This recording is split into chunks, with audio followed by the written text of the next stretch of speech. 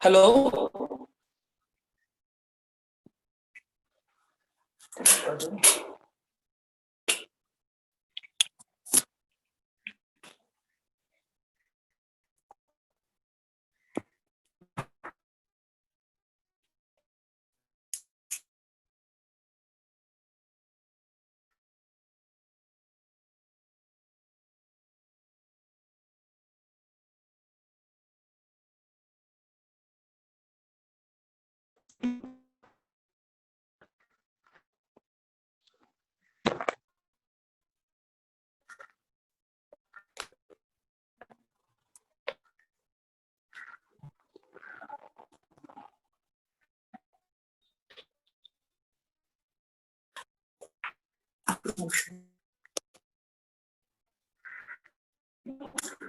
Hello.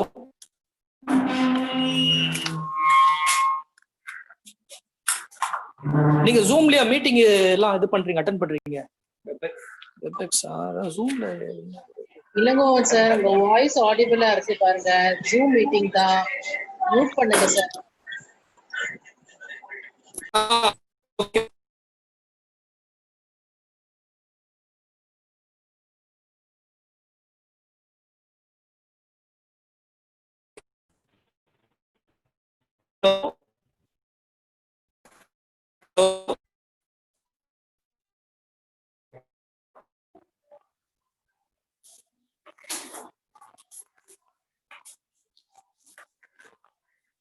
மியூட்னு போட்டிருக்கு.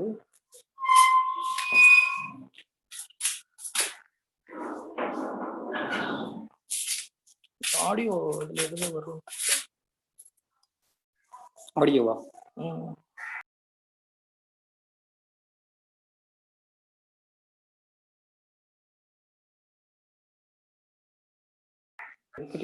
பேசலாம். Hello.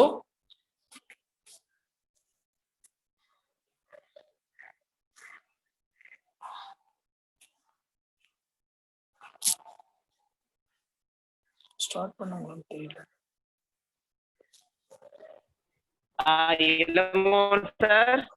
Hello, அம்பேத் கேக்குதா? கேக்குது. கேக்குது சார், கேக்குது. சரி சரி, ஓகே. அந்த ஒரு நிமிஷம் சர்மா சார் உள்ள வரட்டும், வந்தோன்னே ஓகே மாத்திட்டேன். சரி சரி. தேங்க்ஸ்.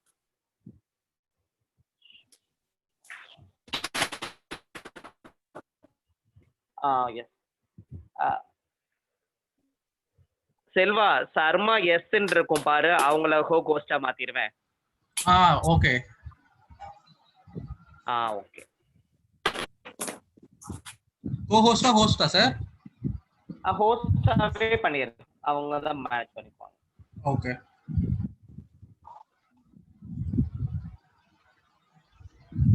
இல்லனா ஹோஸ்டா பண்ணிட்டேனா நானும் ஹோஸ்டா இருக்க முடியுமா? I'll make you as host sir. நான் உங்களை ஹோஸ்டா பண்ணிடுறேன். let Sharma sir be the co-host. சரி, ஓகே. ஓகே, அம்பேத் குமார் நான் கனெக்ட் பண்ணிட்டேன். Okay sir, okay sir. Thank you sir. Okay okay fine. Thank you.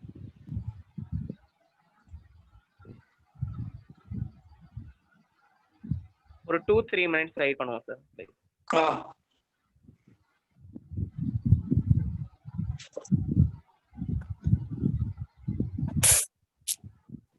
Sharma sir, if you want to check your slides, you can check now.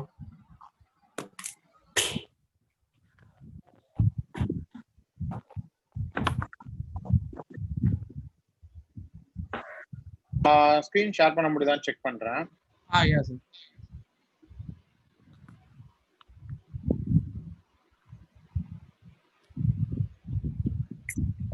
I think screen share ஆகுதா? நான் பேசுறது கேக்குது இல்லையா?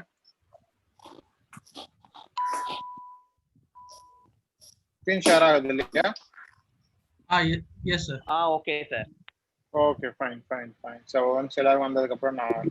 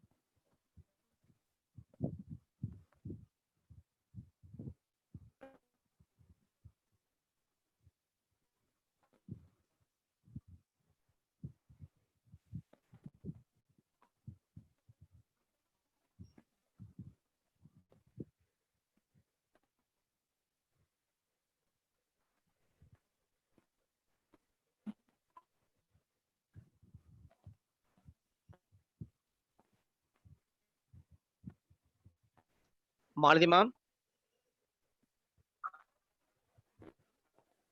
Hello. Hello, ma'am. Yes, Ambeth sir, tell me. Ma'am, can I start the program? Yes, you can start. Almost 31 attenders have already come.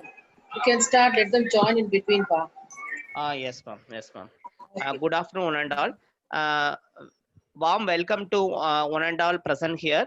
My thanks to all the resource person who scheduled their valuable time for this webinar. Special thanks to Mr. Sharma because of he scheduled his busy time to attend this webinar. Participants utilize this valuable webinar and gain the knowledge. Once again, thanks to all the resource person who are consider my request to attend this webinar. Now I call upon Professor D. Ilangovan sir, tell about the resource person. Welcome, Mr. S. Sharma. Mr. S. Sharma, popularly called as Saravanan Sharma, who has completed his ME Communication Systems from BSc College of Technology.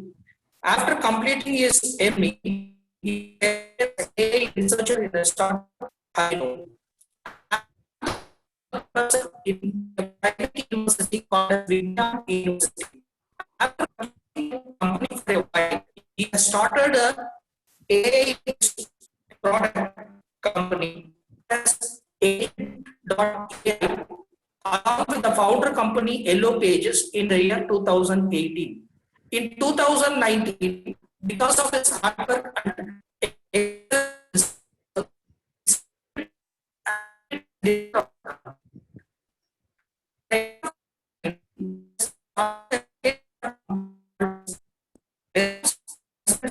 for consulting service, published more than 15 AI research papers in the area of image processing and text processing.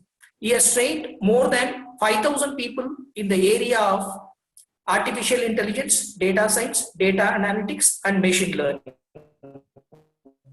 He has obtained patent for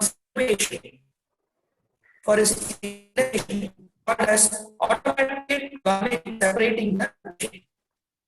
So the students and the participants can make use of this webinar to get the knowledge from Mr. S. Sharma.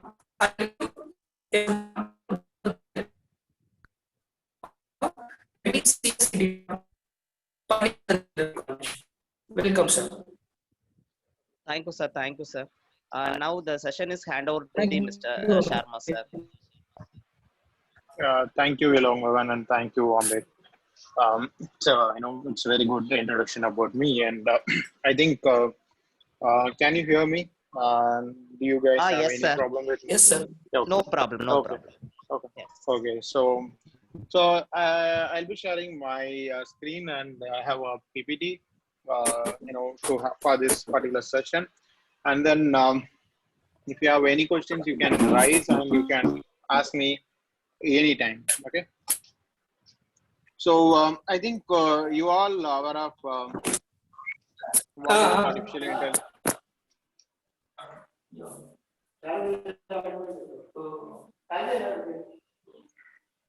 Okay, so you all aware of what is AI and what is machine learning, all right?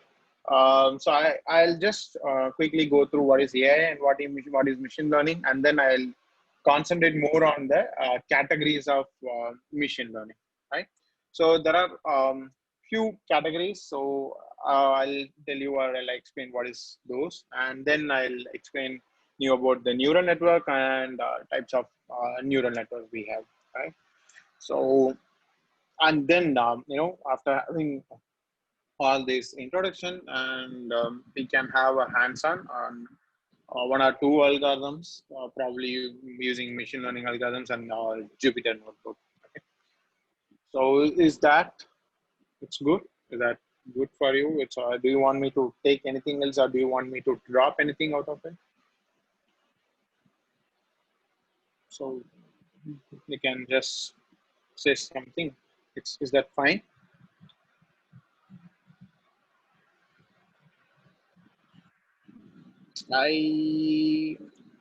Okay, so I hope this sounds good for you.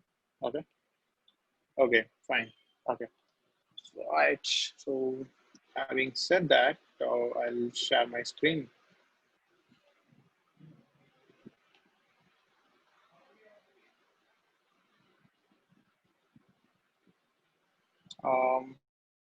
Can you see my screen? Yep. Okay. So Yes, sir. Yes, sir. so okay. Thank you. So I'll be explaining what is AI, machine learning, and all these things through this PPT. All right. And end of the session, I'll share the PPT. Right. So what is AI, right? So artificial intelligence is nothing but just to replace human and humans' task. We derived an a term artificial intelligence, right? Replacing human or replacing humans' task is not that much easy, right? And in fact, the term AI, was coined in late 1950s, around 1956 and 57, which means whatever we are doing right now, it's a 70 years old technology, right? AI is not a new technology; it's a completely old technology. But the problem with AI back then in 1950s or 1916 is the computational complexity. We didn't have any sort of computers, or we didn't have any sort of machines to process and all these things. And the most important stuff is data, right? So AI is completely, it depends on two things. One is mathematics, another one is data, right? So we didn't have data storage, or we didn't have a digital storage or digital data, something like that, to train the models. So that's why we couldn't do anything back then in 1950s and 1960s, right? And now, for the almost past 1 or 2 decades, right, we have a digital storage media for data. We have a digital data for each and every incident, right? And which means like we can record, we can have a data for each and every thing that we do. So that's a benefit of having a digital media now. So with that, we can store the data, and we can use those data to train our model. So what we are going to do is, with this data, we are going to create an artificial intelligence, which means we are going to create a human-like structure, a human brain-like structure to do a certain task and to do a certain job, like driving, like cooking, and whatever we want, we can do it, right? And being said that, you may ask me a question like, okay, if do you say like AI is better than human intelligence, right? No. So artificial intelligence is not better than human intelligence, but the problem with the human intelligence, the problems are, we easily forget things, and we can't, remember many information. And most important thing is, we are not as much fast as the computer, right? So we are not fast enough, and we are not, we can't remember all the things that we have in our life. Whereas, digital media, so these data centers and data storage, with that we can store and remember all the data that we have. And the computer is quite, faster than as a human intelligence. Only these two. But when it comes to an intelligence, when it comes to an thinking capability, we are superior than machines, right? Okay. So I have heard about these questions. What is AI, what is machine learning, and what is neural network? All these things are different. AI/ML is AI and ML are one, and there are so many questions kind of this, right? So I want to make you clear about what is AI, what is ML, and what is neural network or deep learning, right? So artificial intelligence, as I said, it's a artificial stuff that we are going to create to replace human, or to replace humans behavior or humans task. Machine learning is one of the method to implement or to create an artificial intelligence. So artificial intelligence is a theory, it's a hypothesis, right? To make this hypothesis or to prove this hypothesis, we need some sort of concrete methods or solution to prove this hypothesis, and that is machine learning. So with that machine learning methodology, we can create or we can achieve artificial intelligence. What is machine learning? Is very simple. We are going to make machine to learn something. That's what machine learning is, right? So machine learning is very simple, right? We are going to make a machine to learn something out of data. Okay, like how we learn something from book, that's how the machine is going to learn something from the data, which we call a data set or historical data, right? So we are going to use a mathematics to understand or to analyze, or in a way to learn data, right? So that data plus mathematics is called machine learning algorithms. It's generally called algorithms, right? So with that, we are going to make a machine to behave like a human. So behave, right? That's machine learning. And there are few problems with the machine learning, right? So it's a very simple. I'll explain what is machine learning and why do we need deep learning. Okay, so I'll explain that. So okay, so let's take this case. Okay, so I'm going to have a small example of, right? So this is X and this is Y. Okay, and you can see now the input is 2, the output is 5, 3, 7, 6, 13. Now what would be the output Y when X equal to 9? Can anyone say the answer? I think I couldn't see your comments. I think if you can unmute yourself and can answer the question. Are you guys saying something? Are you guys typing something? Yeah, I could see something. Okay, 19. Okay, so good. So Harika and Sudarshan, 19. Answer is 19. X is correct. And how did you say 19? How did you say for Harika and Sudarshan? How did you say the answer is 19?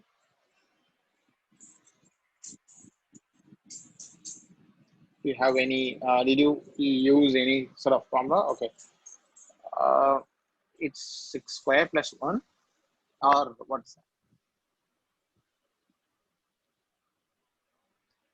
Sudarshan, say the answer.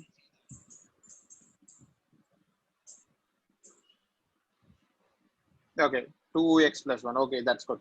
Okay, so the answer, to get answer, we can use 2x plus 1. Is this a formula or what is this? It's an equation. So it's a very simple algebraic equation.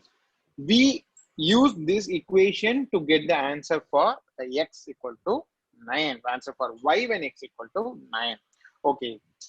And where did we get this equation? So we got this equation from these three inputs and outputs, right? So which means we just derive this equation from this set of inputs, and I call these three as a data set, right?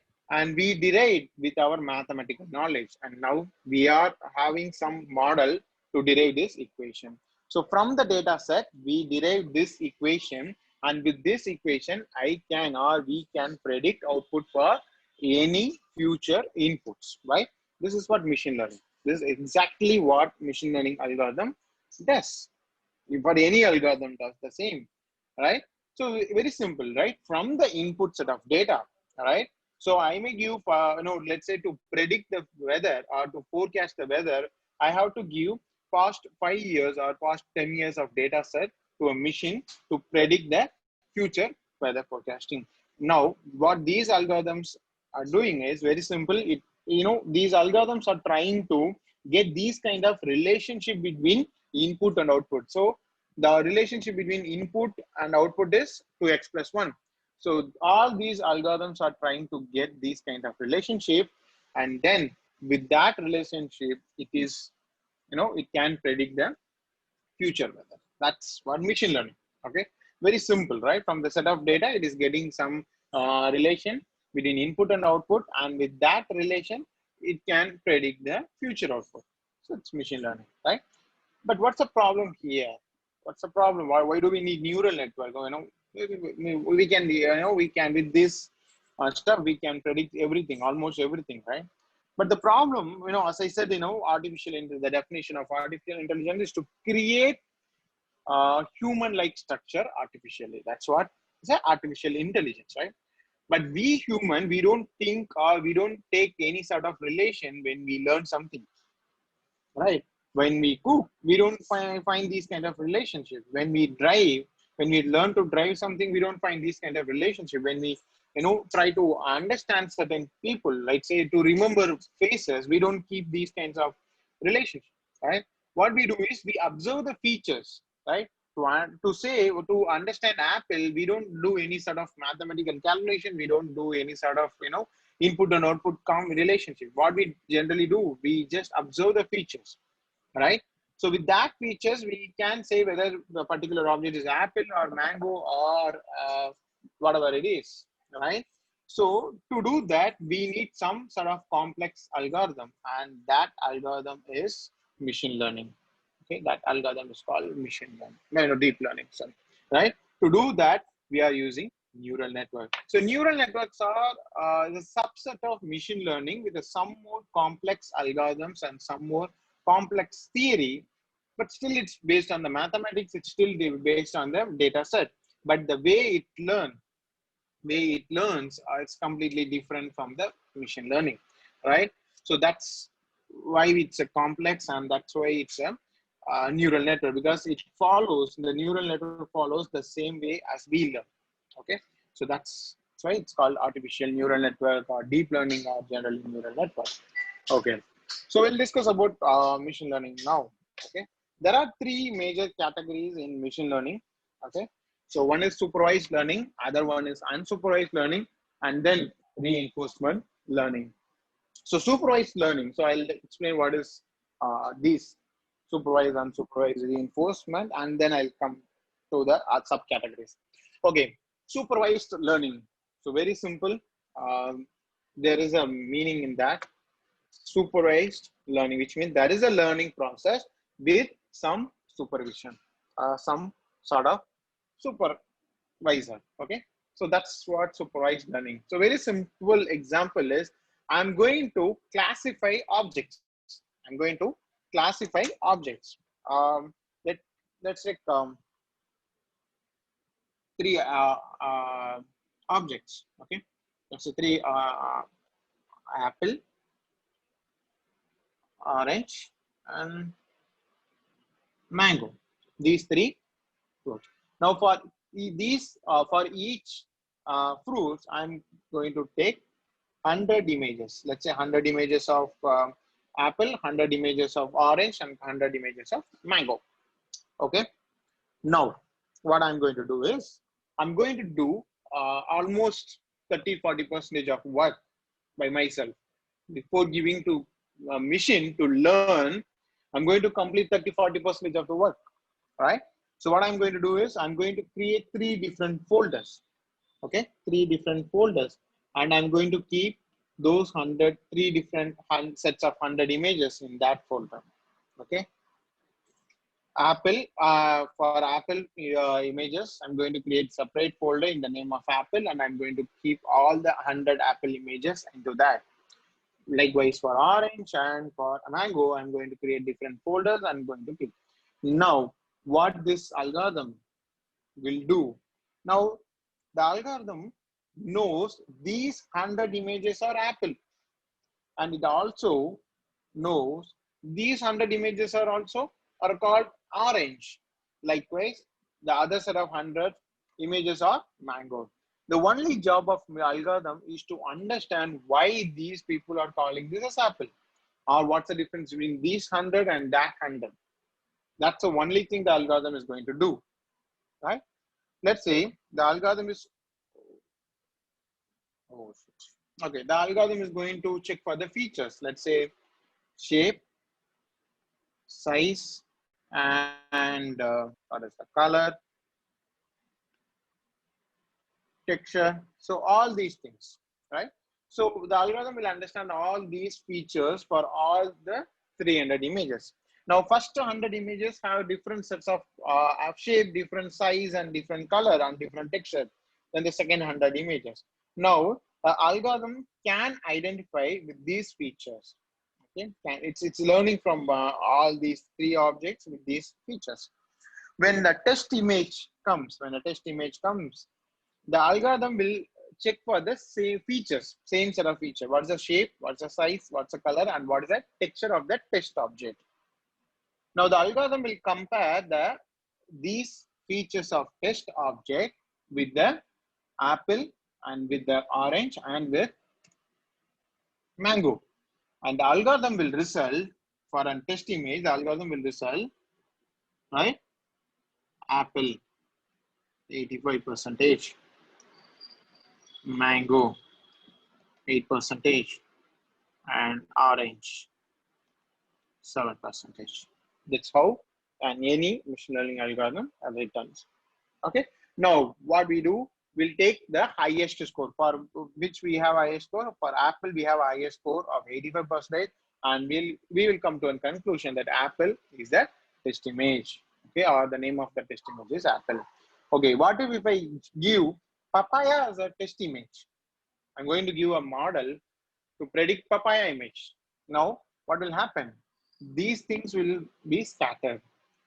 It's completely scattered. Like for a papaya image, apple may have 30%, and mango may have 45%, because there are few features which will match. So for same for orange, it may have 75, 25%. Now you can ask me a question like, now will you say the test image is mango because mango has more high score than others? No. So here we will have a threshold value. We will have a threshold. Normally the threshold value varies from 80 to 90, which means if the highest score is more than 80 percentage, then we will consider that as a correct result. In this case, we don't have any score greater than or equal to our threshold. So we'll say this as a unknown object. For papaya, the result would be unknown object. Whereas in this example, we have 85 percentage of 85 percentage for apple, which is greater than our threshold value of 80. Then we'll say this is an apple. Okay, this is what supervised learning. So here, half of the job, almost 30-40% jobs are done by ourselves, because we have segregated the data and we have, kept the data in a different folders. The only job that has been done by an algorithm is to understand why it is apple, why it is orange, and why it is mango. That's supervised learning. Okay, unsupervised learning. So unsupervised learning means, so we are not going to do any stuff, which means I'm going to keep all the 300 images into one single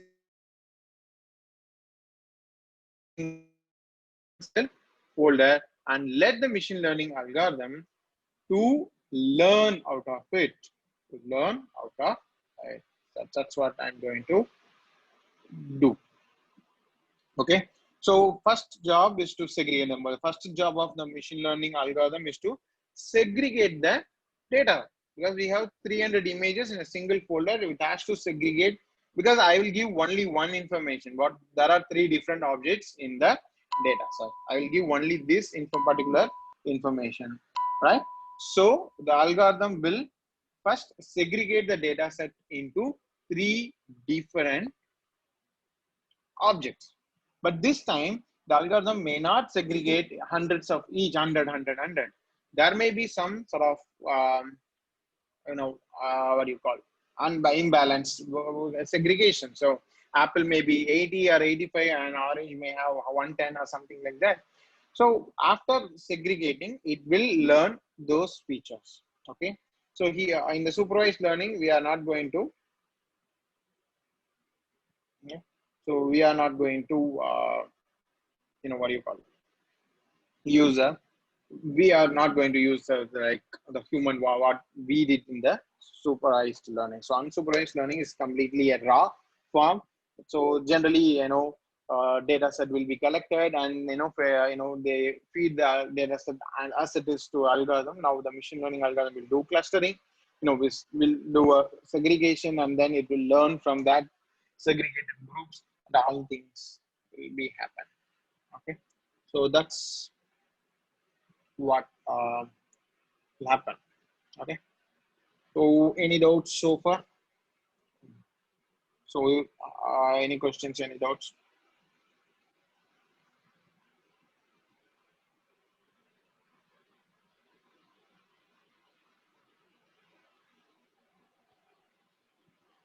I think I will try to join.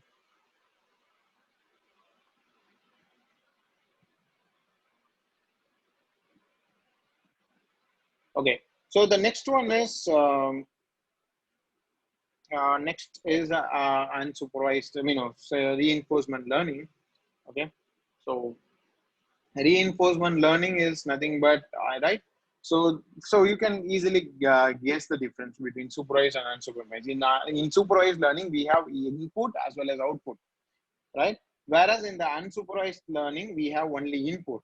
The model itself will create a output for the input. In the reinforcement learning, we don't have proper training data set, right? To train the algorithm, what it does, it will learn on its own, right? While doing or while repeating, something like auto parking. Okay. So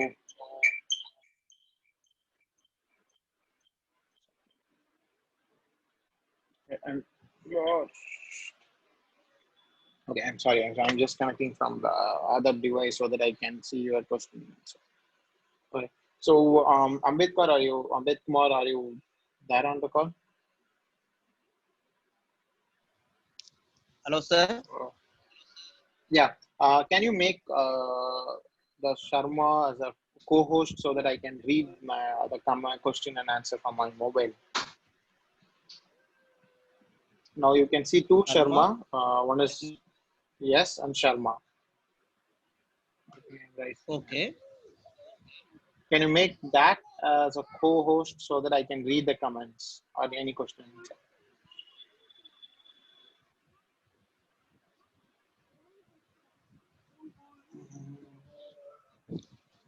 Which name, sir? Sharma, I think Sharma.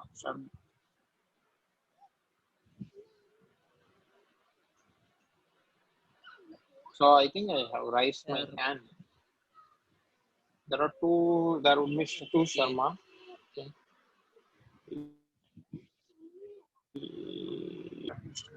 Yes, allow to stop Sharma. Yes. You are the Sharma, yes, Yes. right? I am, there are two devices now. I am teaching, I'm sharing my slides from my iPad, and I would like to join from my mobile as well so that I can see the questions. Okay, actually, I put in the talk permission for Sharma.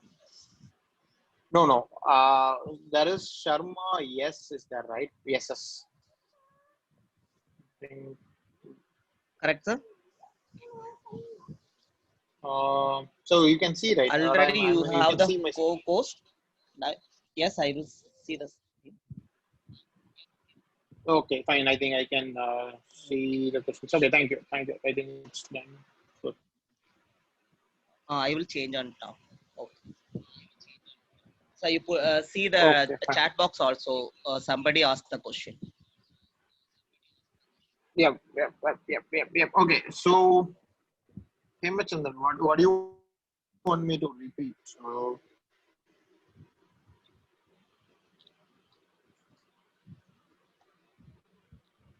want me to repeat? Hemachandran.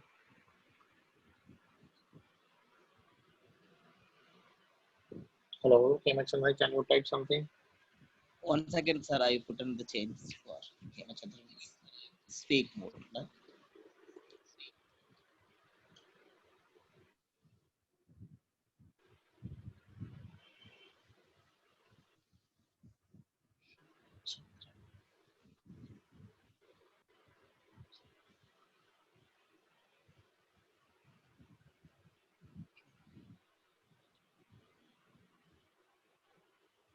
Okay. Okay, you continue, sir. Right. So, yeah, okay, fine. So, okay, in supervised learning, we'll give input and label, that is Y. Okay, input as well as output. As I said here, those 100 images are input, and the output, folder name, Apple, Mango, all those are labels. Give Y.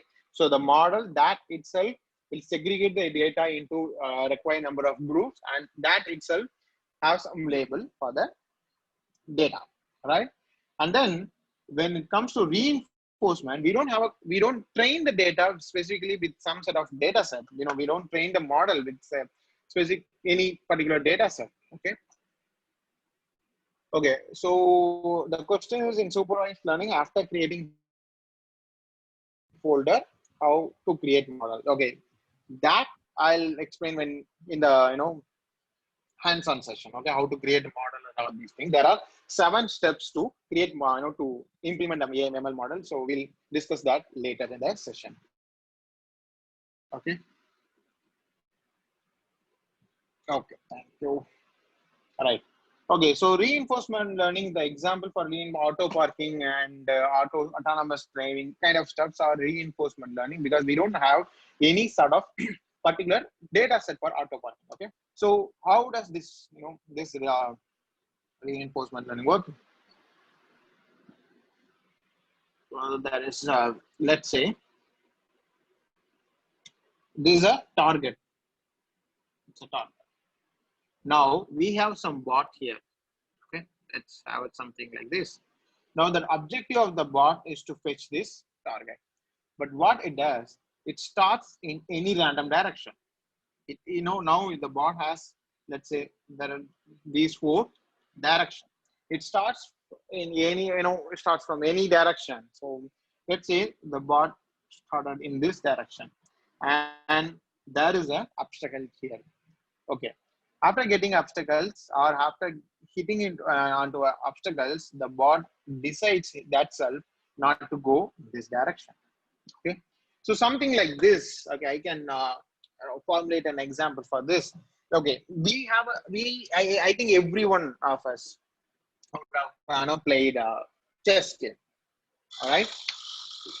Did we start playing chess game after going through a courses or something like that, or we just directly jump into game, right?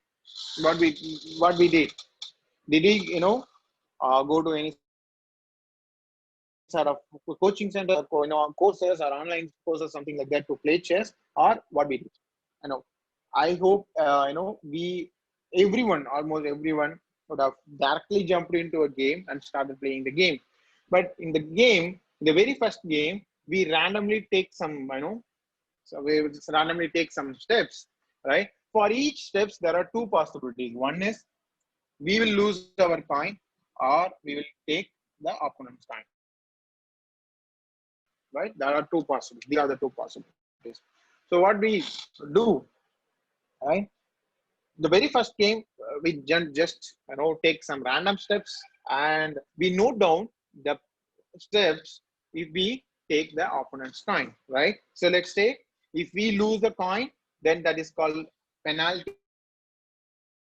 If we take opponent coin, that is called reward. Okay. So we note down the steps whenever we get rewards, which means whenever we get the opponent's coin, we remember the steps.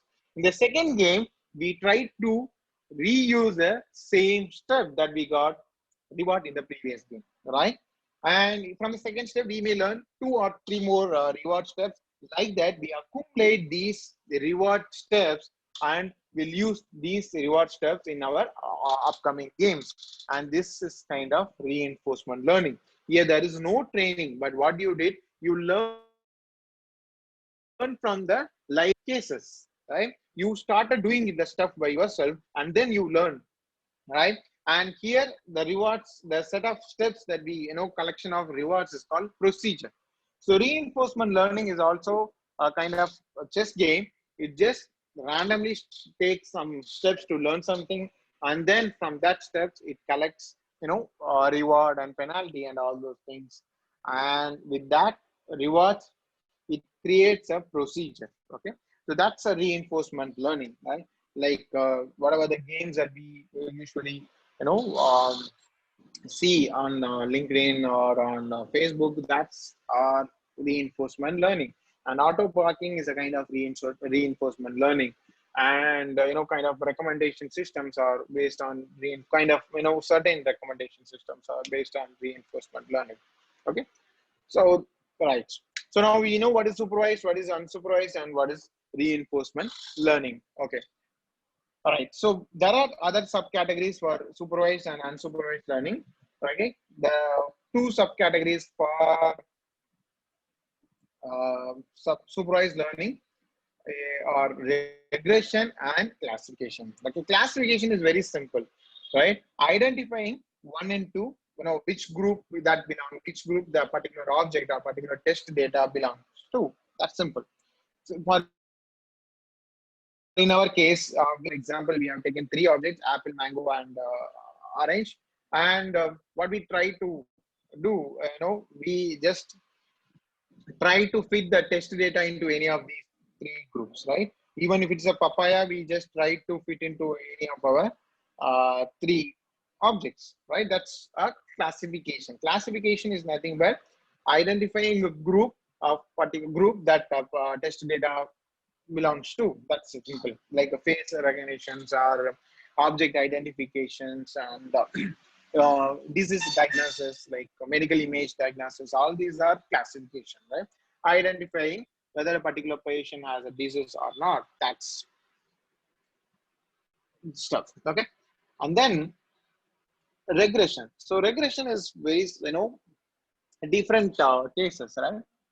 Um, so let's take an example. I have a supermarket. Okay, I have a supermarket, and do you think like every day I will get the same amount? Let's say yesterday I got 1,000 rupees. Today I will get same. Or will I get same 1,000 rupees? Or tomorrow will I get the same 1,000 rupees? Right? Or the other example, let's say yesterday what would be the temperature of Chennai at the same time? Let's say what's the time now?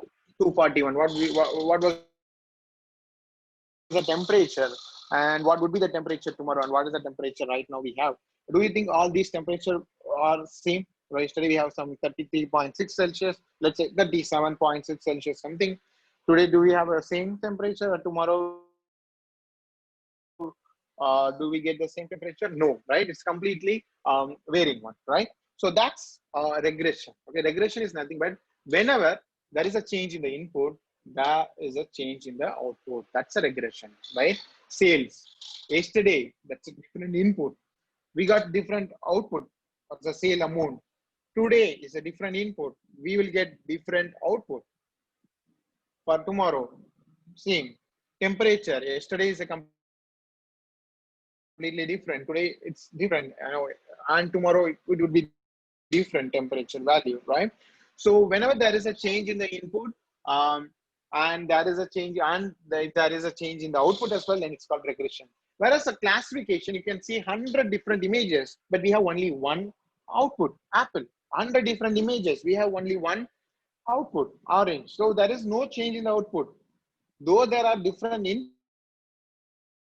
input, output remains same. That's classification. If the input and output both change, then it's a regression. So weather forecasting, stock value prediction, sale value predictions, and other these things are called generally regression category. Okay. And so unsupervised learning, there are again two classic categories. One is clustering, and other one is dimensionality reduction. Clustering is nothing but grouping, right? That clustering is nothing but grouping a data. That's what we have seen as example, right? So let's take cases. Okay, this banking advertisement. Okay, for generally the college students, let's say the third year or final year students, they don't get any calls from the bank. The moment they get out of the college or get out of the university, they get a call from a bank saying we are giving you free credit cards, right? After 25 years of after 25 years age, they are, as a human, we get a call saying personal loan with less interest. For a 30 plus age guys, they get a call for housing loan, right? Housing loan with the low premium EMI or top up loan for the housing loan, or they can transfer the existing housing loan. That's what they get, right?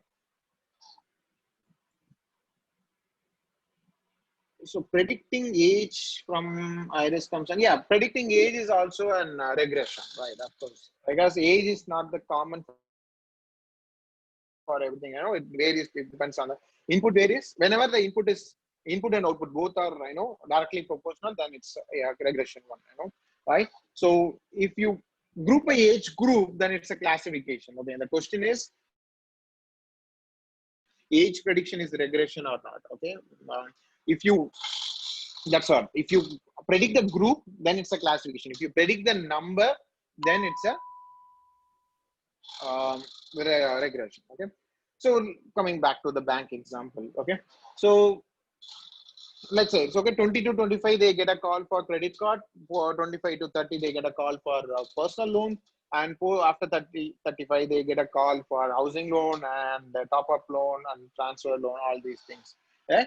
So how do they do that? Because the bank or the banking sector, the marketing sector, they clearly know, that 20 to 25 is the age where generally the people start that they start earning money, right? So in India, most of the salary is not most of us, whatever we get out of the freshers, right?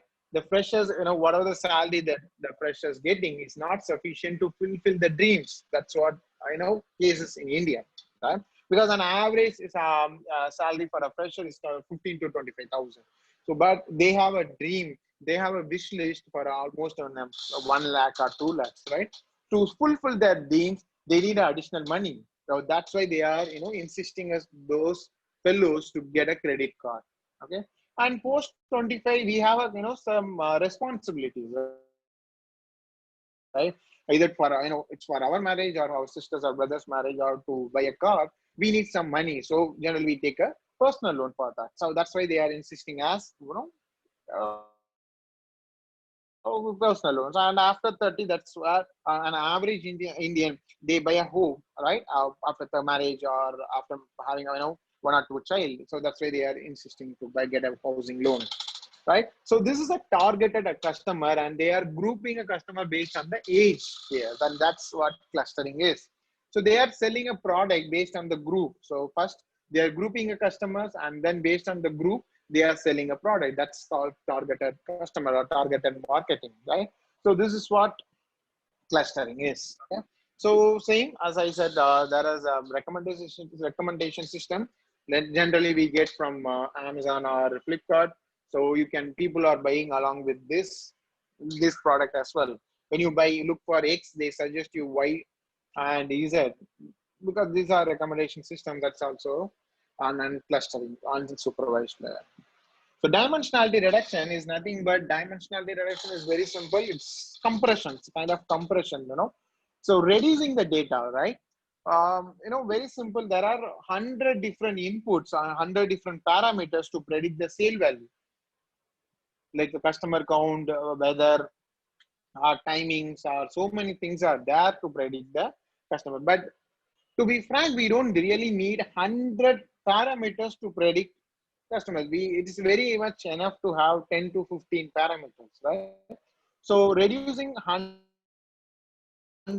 inputs to 15 inputs, that's called dimensionality reduction. That's very simple. If you have your data set of 100 columns, if I use those 100 columns to train our algorithm, then it takes and lots of computation and lots of memory, which is again a tedious process. To cut short that, we have a dimensionality reduction, which is going to completely reduce the number of columns from 100 to 15 or 100 to 10, so that we can have very much less competition. So these are the classifications of these are the categories of machine learning, right? And most of the almost all the algorithms that we have will come under these categories. Okay, so these are the 3 major categories. Apart from, we have 2 more categories, that is associative learning and knowledge base. Okay, but 90 to 95% of algorithms will come into these 3 categories, right? So we'll like supervised, either it will be a supervised or unsupervised or reinforcement or associative learning, right? Okay, so before getting into how to implement a machine learning algorithm, we have to understand 7 steps. Okay, these 7 steps is a global steps, which means everywhere in the world, everywhere in the AI industries, we follow these 7 steps to implement a machine learning or any sort of AI applications. Okay, but the technical name would be different, but the concept is same. Okay, so we'll have the 7 steps here. Okay,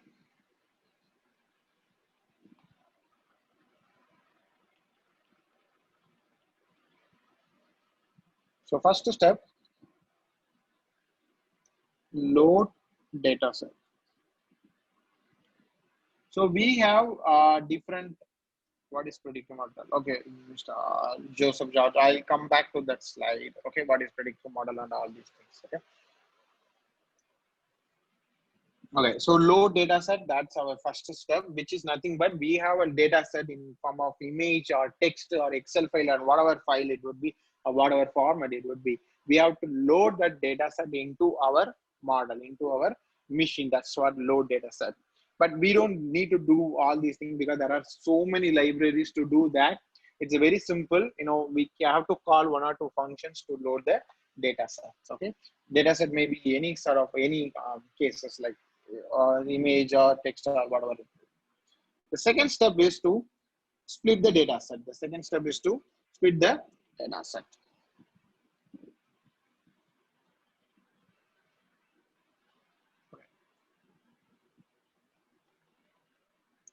Split data set. So we have to split the data set into two. One is for training, other one is for testing. In the ratio of 70:30. The average, optimum ratio is 70:30, which means 70% we will use for training and 30% we will use for testing. Why do we need to do this? Okay, now let's take an example. I'm going to predict the weather of December 2020. Okay, I'm going to predict the weather of December 2020. I have a data set from let's say 2010 to 2019 December. Okay, let's say we have a 2010 to 2019 data set. It's almost for 10 years data set. Now what I'm going to do is I'm going to train all these 10 years data set to use all these 10 years data set to train the model. Okay, and now I'm asking a model what would be the weather of December 2020. Now the model is saying something. To verify this particular result, I have to wait for 3 more months. I don't have any other chance. Okay, I'm not sure whether the model is correct or not. To ensure that, I have to verify that, I have to wait for 3 months, right? So this is not practically possible. So that's why what we are going to do is we are going to split the data set, which means we know output and input most of our data set. Okay, so I'm going to split the data set into 70 and 30 ratio. 70% for training and 30% for testing. Here in our example, I'm going to train the model only the data set from 2010 to 16 or 70. Let it be 70. Okay, those 7 to 8 years data only I will train. I will use it for training the model. Now I have 2 years data, right? 2018 and 2019 data, and I will be using that for testing purpose. So test data will not be shown to the model. Okay, model will not be aware of this test data. All it knows these 7 to 8 years data only. Now I can ask what would be the what was the weather of December 2018. Model will say something. I have the data, the actual data with me. Now I can verify it. And then I'll ask what would be the, or what was the 2019 weather, December weather. The model will say something. Now I have a data for that as well. I can cross verify that. Now, if the model predicted these two data or these two test data correctly, then the model is working fine. Else we have to retune. Okay. So that's the reason we are splitting the data set into 70-30 ratio. The third step is define a model, which means there are different algorithms. There are for a simple regression, we have a minimum, we have at least 6 to 7 algorithms. For a simple regression category, let's say for a simple prediction, sale value prediction, we have 6 to 7 algorithms. So we have to select one particular algorithm from that list. That's why we define a model. And the fourth step is training.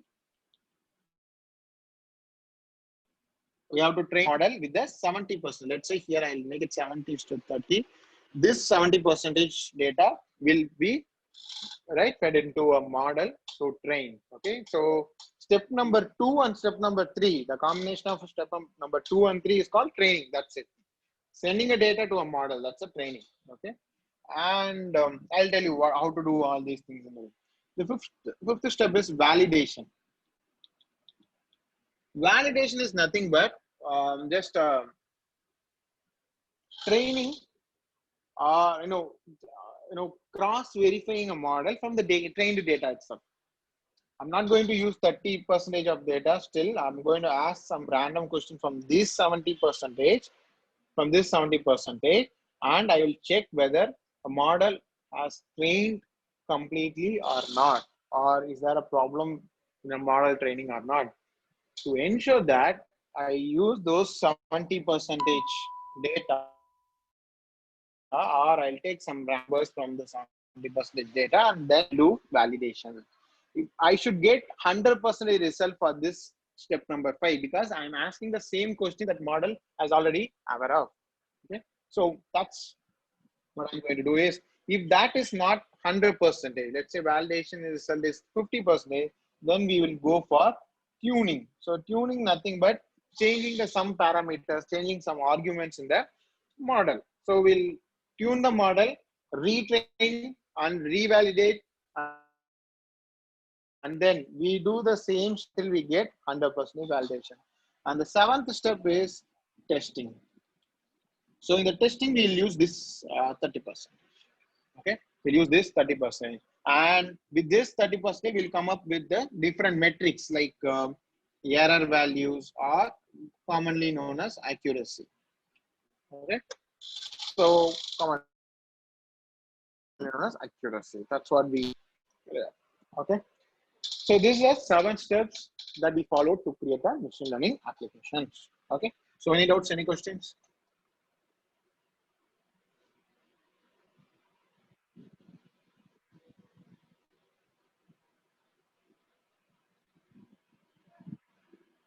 Any questions, anything else?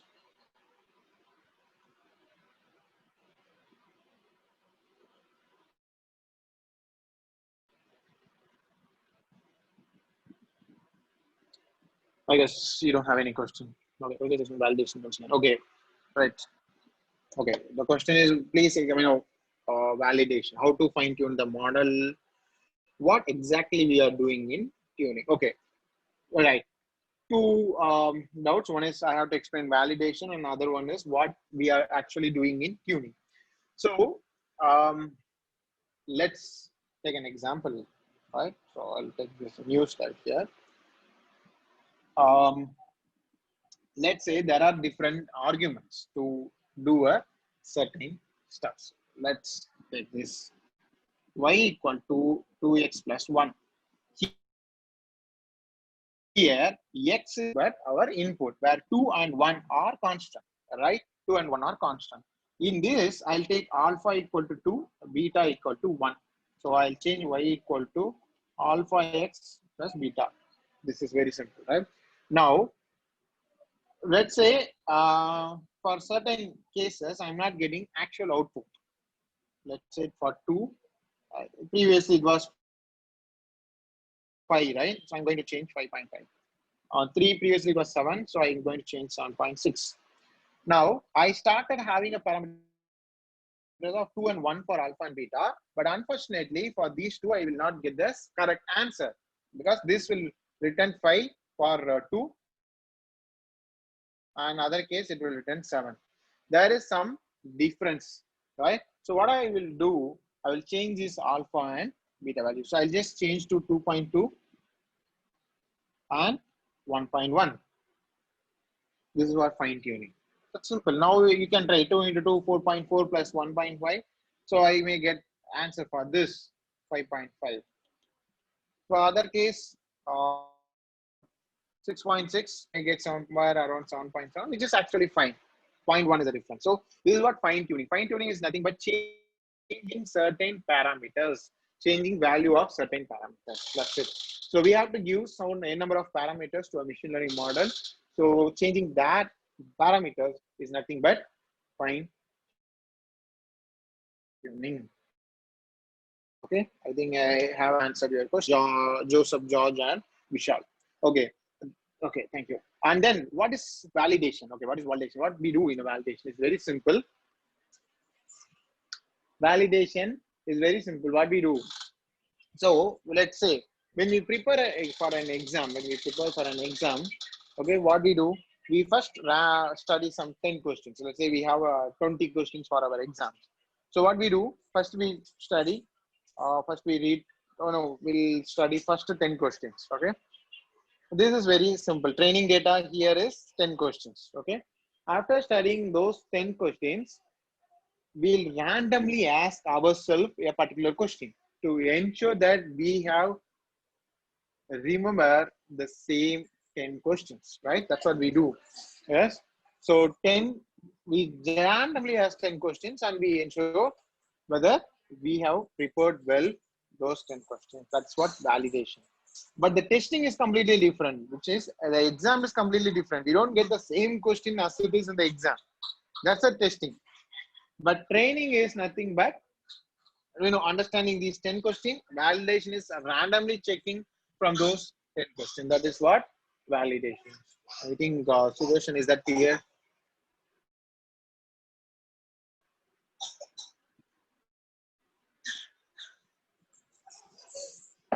Is it clear for you? Okay, thank you. Okay, so now we'll go back to our slide. Right, okay.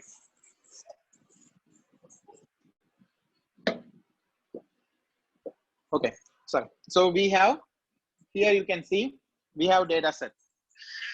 Supervised data or unsupervised data. We have some data set. So you can see that. So we can either use supervised or we can use unsupervised. And what we do is, before giving into a machine learning model, we have feature extraction. Okay, what is feature extraction? Okay, we may have image as a data set. We may have a textbook as a data set, right? But we cannot use image as it is, right? So we have to extract few things from that. That's what we may feature extraction, which means we are extracting or cropping the particular object, or we are blurring out some backgrounds, and all those things are called feature extraction. And then after extracting the features, we will send that to a algorithm. Algorithm is nothing but mathematical model. Okay, so we'll send that to a model. Now machine learning model will try to understand the relationship between input and output, and to some sort of equations, right? So here it may group objects. So if it is a clustering, it may group the object. First off, as I said, it may group the object. That's grouping of object. If it is a classification, it is predicting some. It will predict something. Okay, that's called predicting model. Predictive model is nothing but it will predict something, like regression is predicting some value. Classification is nothing but predicting the group of a test object. So all these things are predictions. Okay, and here model will be different types. Either it will group the data set and then it will predict, or it will predict with something like regression or something like a classification. Right now, new data. So this flows over, right? So this is a training flow, right? This is a training flow. Now, our test flow. Okay, this is our train. Okay, so now we are going to give test flow. So now what we are going to do is, we are sending a new data which is not in our training data, and to a model same. So one thing we have to clear, that is, whatever we are doing in training, we have to do the same. We have to do the same step in the testing as well. Whatever we are doing in training, we have to do the same step in the testing as well. Okay, so in training we did feature extraction, so we are going to do a same feature extraction for the test data, and then from the test from that we are directly sending to model, which means it's a trained object. So we are not going to send the algorithm this time, we are going to send the model. So the difference between algorithm and model is very simple. Before giving you a data set, it's called algorithm. After learning something from the data set, it will become a model, which means now the algorithm knows the difference between input and output and relationship between input and output. So that's called model. Okay, before training it's algorithm, after training it's a model. Now we are sending the data directly to a model to predict the group, or to predict the result, or to predict the answer. That's right. So generally we label that test that is called annotated data. Annotated data is nothing but tested data. Okay. Okay. So annotated data means labeled data. Okay. So labeled data, tagged data. So all these things will be called as annotated data. Okay. So is that clear? Yes. Any doubts, any questions?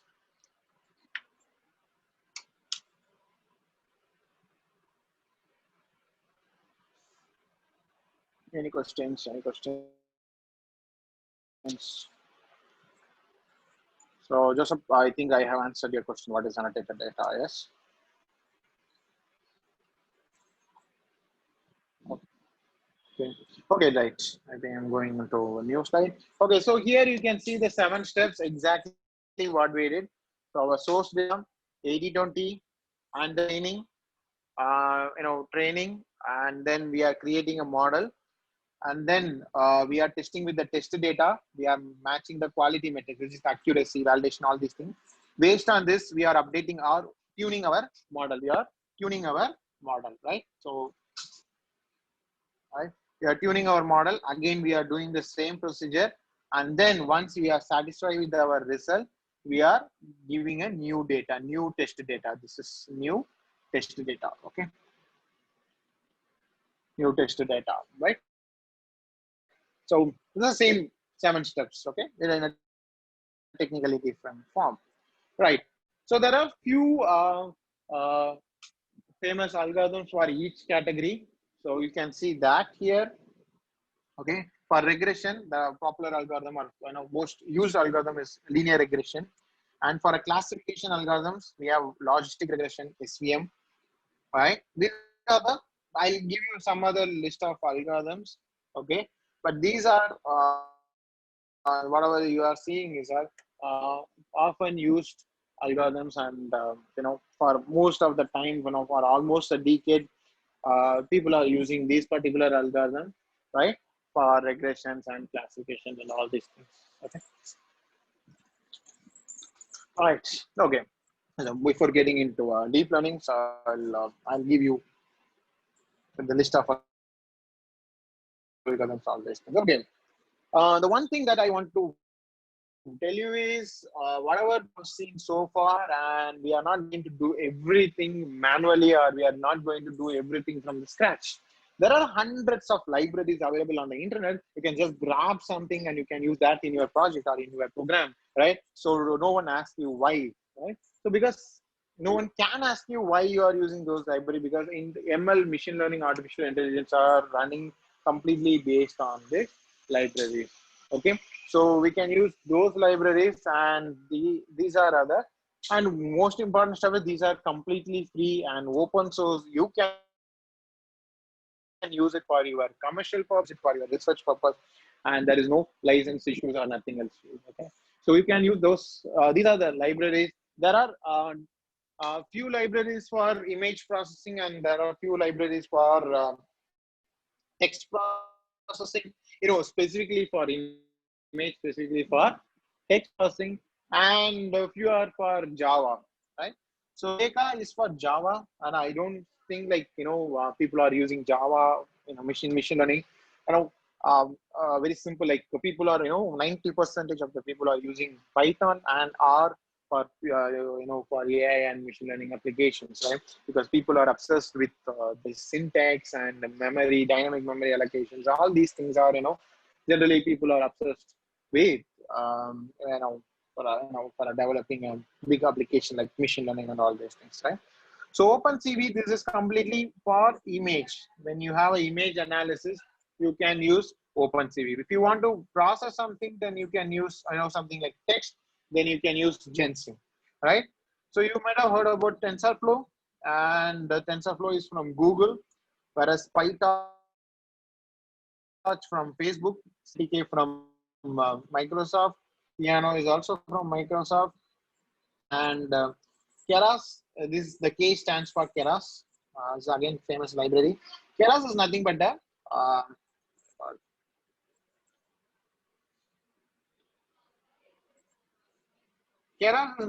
wrapper for TensorFlow. It's directly we are using TensorFlow. Using TensorFlow is a bit complicated because you have to understand the TensorFlow in and out before using that.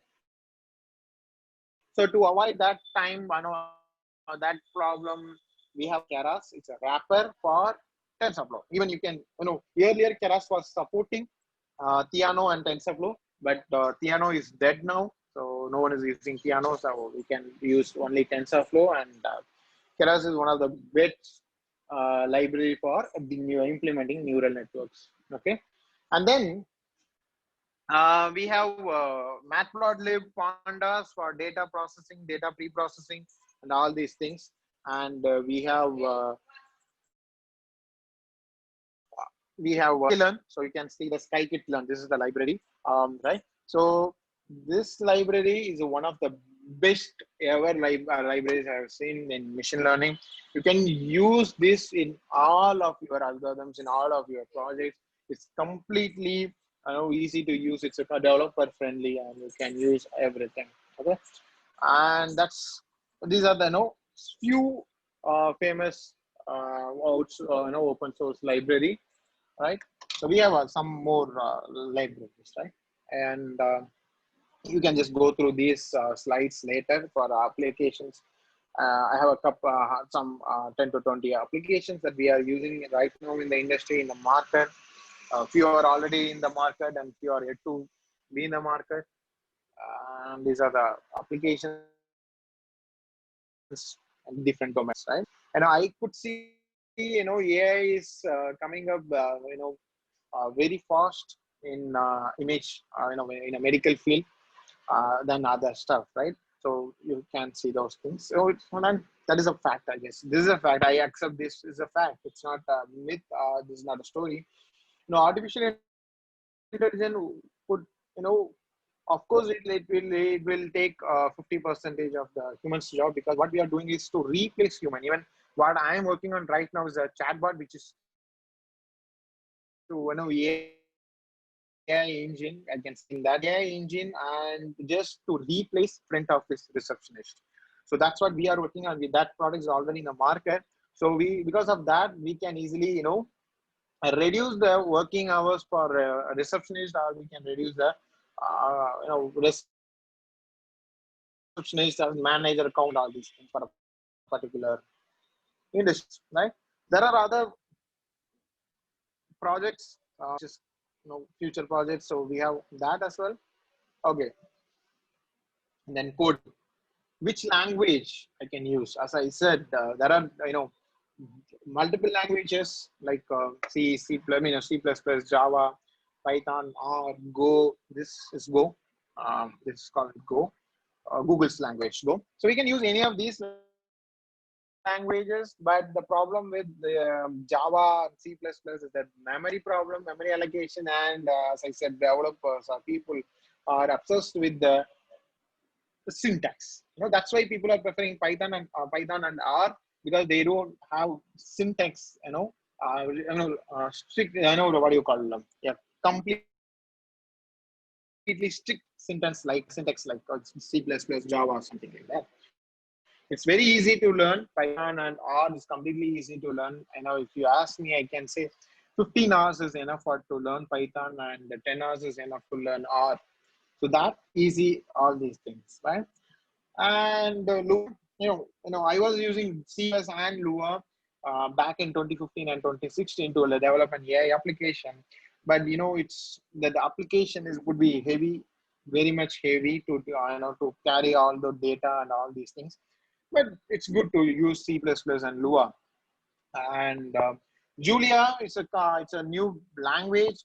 They developed this particular language, by consulting only for machine learning. They have idea of having a dedicated language, programming language for machine learning. That's why they use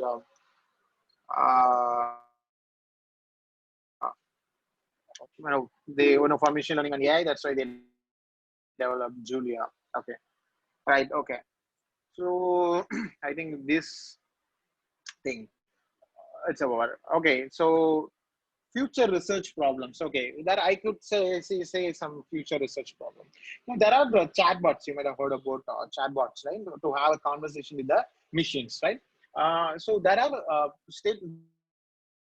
algorithms to understand statements. But the problem is we don't understand the sarcastic expressions. We don't understand the sarcastic statements. I mean, if it is a text sarcastic statement, if it is an image problem, image processing, you can't understand the sarcastic expressions of our human. So we all know, smile, sad, laughing, disgusting, all those things. Apart from that, there is another set of expressions we have, that is sarcastic statements, sarcastic expressions. So you can try those cases, and handwritten letters, handwritten characters. As of now, we are working more on English and Spanish, right? People are trying to understand Tamil, Malayalam, Telugu, and Hindi, those handwritten words or letters, but there are still we have to do more research on that to understand the handwritten Tamil words or handwritten Tamil letters or characters. That's we can do. It's an image processing based stuff. And we have a very good set of research problems in medical processing, right? So, all we are trying to do is, liver disease, lung cancer, ECG, arrhythmia. Those are the something like a cliche project. Apart from that, we can do with CT scan image. Processing CT scan image is one of the big research area. And what do you call understanding EEG signal is a very it's a very good work. I may say that. Okay. So these are the projects we can do in the future. So that's okay. So we can try all these things as well. So if you get a time, if you want to do something in AI, okay. So generally, what we learn generally in a machine learning, what we have to learn is we have to understand Python very, very, very clearly, right? Because Python is a base. From that, we have to learn maths. So maths is very, very, very, very important because the AI is nothing but it's a next layer of mathematics, right? But though maths is important, we need to waste time on all the concepts. We may have to concentrate more on statistics, calculus, and then algebra. So these three are very, very, very, very, very important. You can see the number of because those that much important. These three mathematical concepts. You have to be very clear with statistics. We have to be very clear with calculus, and you have to understand what is algebra and what is differential calculus. Why do we need partial derivatives? Why do we need all these things? That's very important because any machine learning algorithm you take, you have to, it will come under any of these mathematical concepts. If you take linear regression or if you take logistic regression, you will use algebra over there.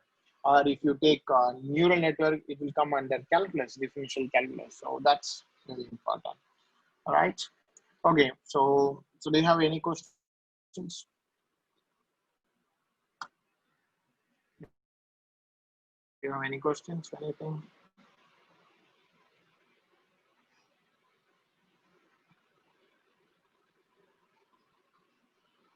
Yes, no. Yes. No.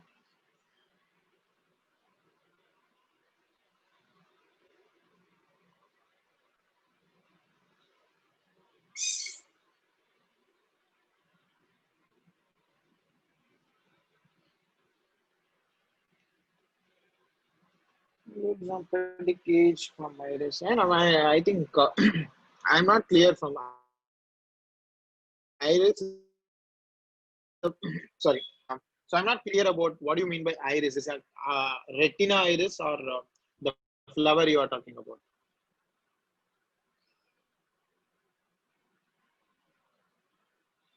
Retina iris. Yeah, you can predict. So if you have a proper data set, you can easily predict the iris. But I'm not sure you can directly predict the exact age, but you can predict the age group. Like let's say whether it's a particular person is from 20 to 25 or 20 to 30. That kind of stuff you can do it with iris, the data set. But I'm not sure you can predict the exact age. So you can start with classification model for this, and then you can go with regression, right? So yeah, I know to answer your question. So is it how does it scope? Yes, of course. I know. As I said, medical image processing is huge area. You will have a hope scope for that. Okay. So you don't need to worry about that. So you can, if it is a medical image, you can probably will have a very much scope, right? You can try it. In fact, medical images and all these things, and normal image processing may get saturated one day, but medical image will not.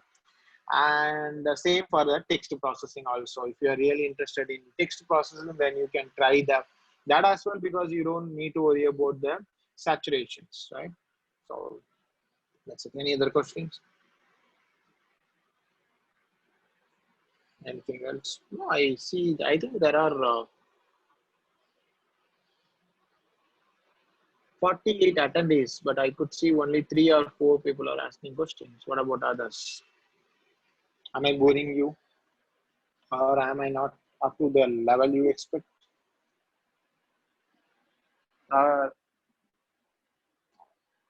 Don't you understand what I am telling or something? So because I could see only 3 to 4 people are asking questions. What about remaining 45? Don't you have a question, or don't you understand what I am teaching?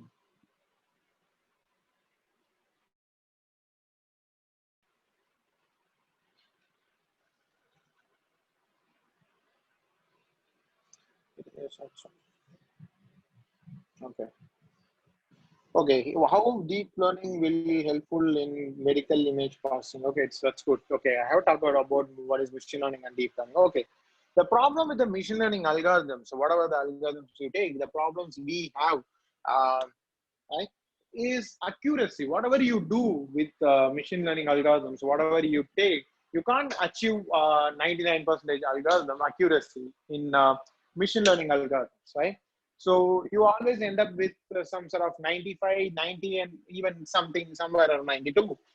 Where, right? But, 90, 95% of accuracy is very much enough for a sentiment prediction, recommendation system, something like that, right? But, when it comes to medical cases, let's say, consider this example.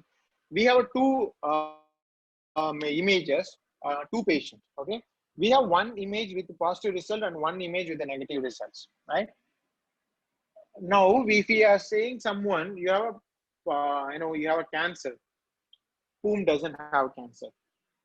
And for we are saying someone, we are telling someone to, you don't have a cancer, but who is having cancer, right? The second case doesn't affect much, but the former one does, because if you say someone like you have a particular disease, that will create a huge impact on the particular person, right?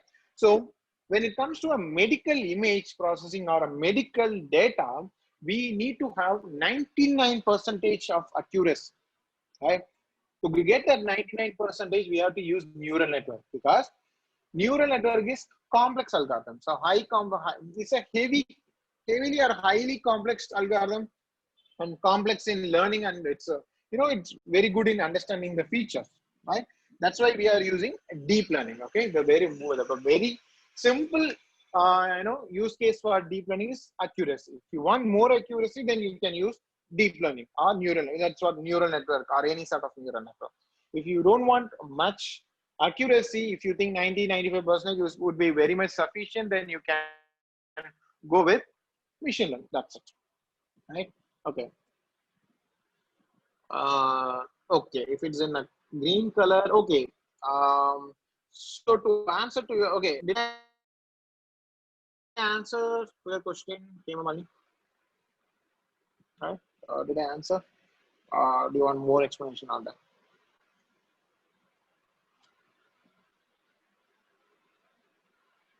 Right. Okay, we just message. Okay, to thanks to Vishal and Hemachandran for your message. Okay, yeah, you can just drop the question. Okay, Sudarshan, as you asked, Apple are in a different colors. Of course, I accept that, but the thing is, we consider that as a red by seeing the color, but the machine learning algorithm will not consider that as a color. In fact, it will consider that as a numbers, because images are nothing but a matrix, a set of numbers, a color code representations, right? So it's a different data, that's it. So there is no red color, green color. There is a different numbers, different sets of data. So that is easily understandable by any algorithms. That's simple, okay? Because we are not going to give 100 same apple, right? 100 same red apple. We may give 50 red apple and 50 green apple. So that is easily understandable. Okay, we'll go for hands-on training, sir. Hemachandar, yes, we will go. So that's why I'm taking few questions. Okay. So we'll go in another 5 to 10 minutes. Okay. Explain NLP in hard MLP in hard problem prediction, application of ANN, CNN, DNN, and their differences. Okay. So Gomadi Sankari, I'll explain that before getting into answer. What is the difference between medical data analysis, medical image analysis? It's very simple. Medical data analysis. I think there are different cases where we don't need image. Let's say to predict whether the particular person has a malaria or not, we can easily take few questions, whether a particular person has jaundice or particular person has a high temperature, cold, and all these things. Set of questions. Very, very, very simple. I can take a COVID. Okay. Do you have an image for COVID symptoms? No, we have a substance. Whether a particular person has a particular specific symptoms, we'll come up with a particular result. Like, okay, this person has COVID or not, kind of that, right? So medical data analysis, nothing but these kind of data. Do you have cold? Yes or no? Do you have this? What's your age? What's your blood group? So these kinds of text are numerical data. Okay, that's a medical data analysis. Medical image analysis, retina images, CT scan images of lungs, CT scan images of brain. So then X-ray analysis. So in using medical or whatever the human organ scan images or that kind of scenario is called medical image analysis, right? Okay, and okay, what is MLP? What is okay? Okay, did I answer? Okay, okay, okay. Any more questions? Because I'm going to talk about neural network. Right? So Gomadi, I'll explain. I'll explain to those things. Okay, in the following content. Right. Okay. So any other questions? Anything else you guys have?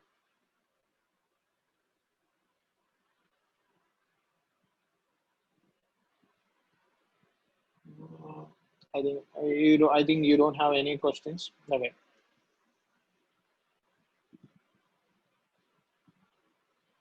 Okay.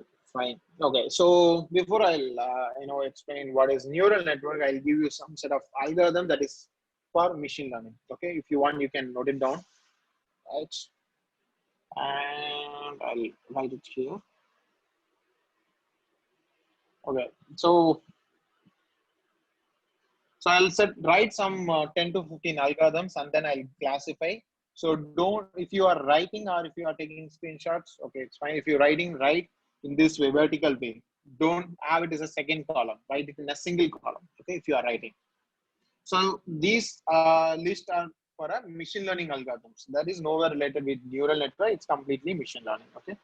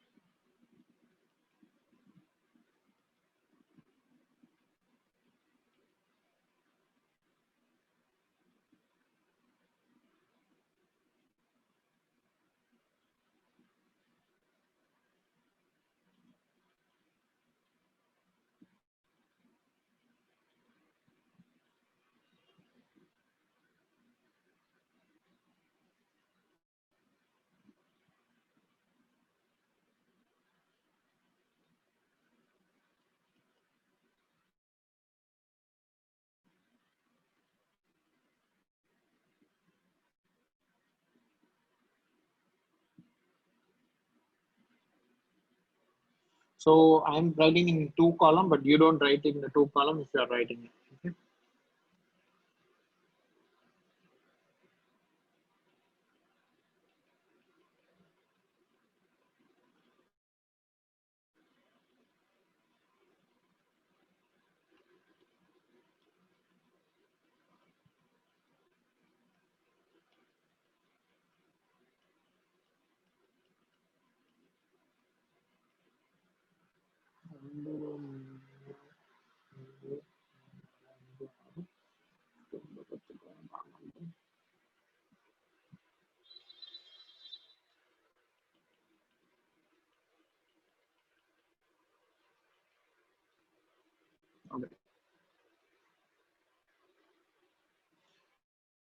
Okay, almost there are 15 to 16 algorithms are there. Yes, so I'll explain what is what. Little wait, I'll change the connection. Okay, now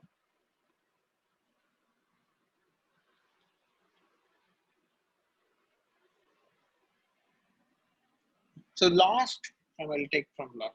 So LDA and PCA, all these are for topic modeling. So I'm telling the categories of the algorithm. So topic modeling is a different, completely different category, mainly used in text processing. That is called topic modeling.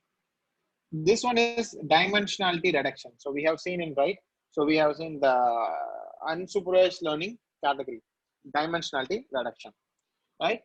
And Eckert and a priori is called associative learning. Associative learning. So associative learning is nothing but you know whenever you see combo in a supermarket, whenever you see some kind of discount, some sort of offers in a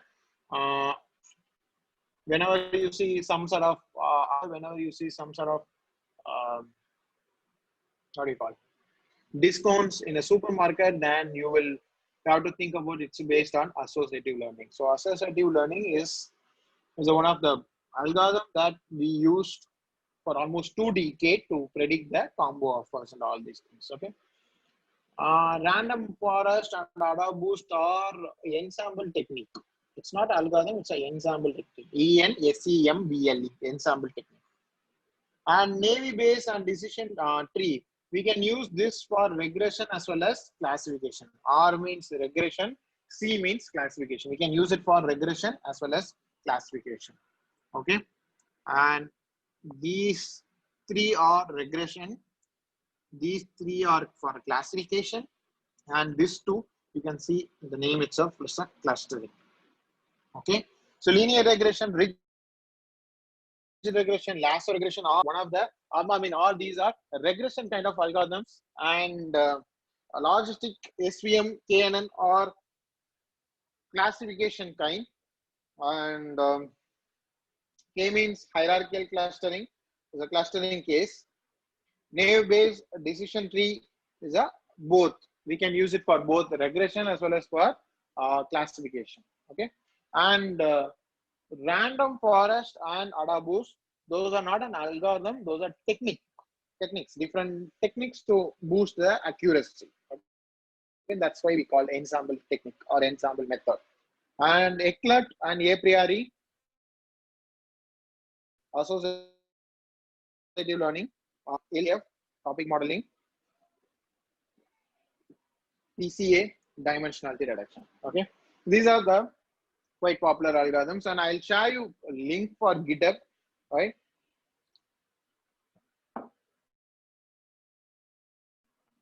Okay, so you can find the implementation of these algorithms, okay, in my GitHub repository. Have you heard about the GitHub? If not, just Google it. So GitHub, if not, GitHub is nothing but online storage. It's a kind of online storage for programming purpose. Okay, so you can say, see the others code and all these things in the GitHub, right? I have implemented all these algorithms and I have a repository for that. I'll show you that before getting into neural network. Okay, so you can copy those, right?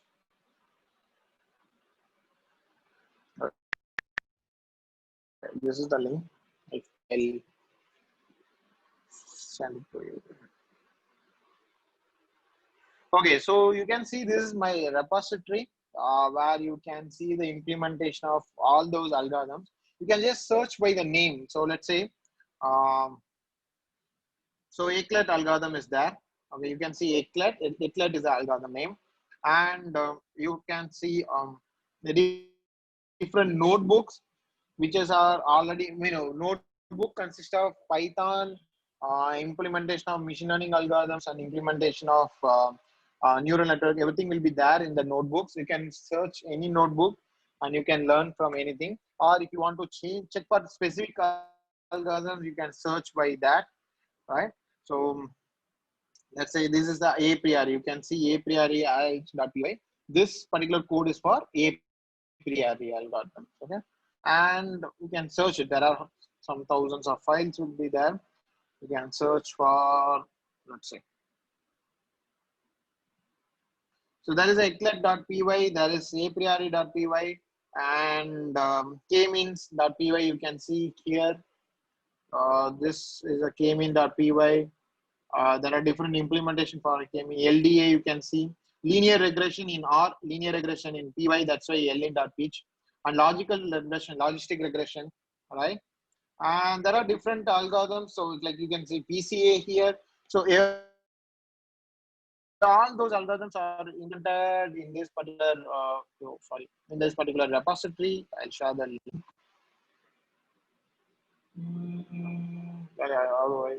I think I can't send. How do I send the data, Mr. Ambeth Kumar? How do I send the?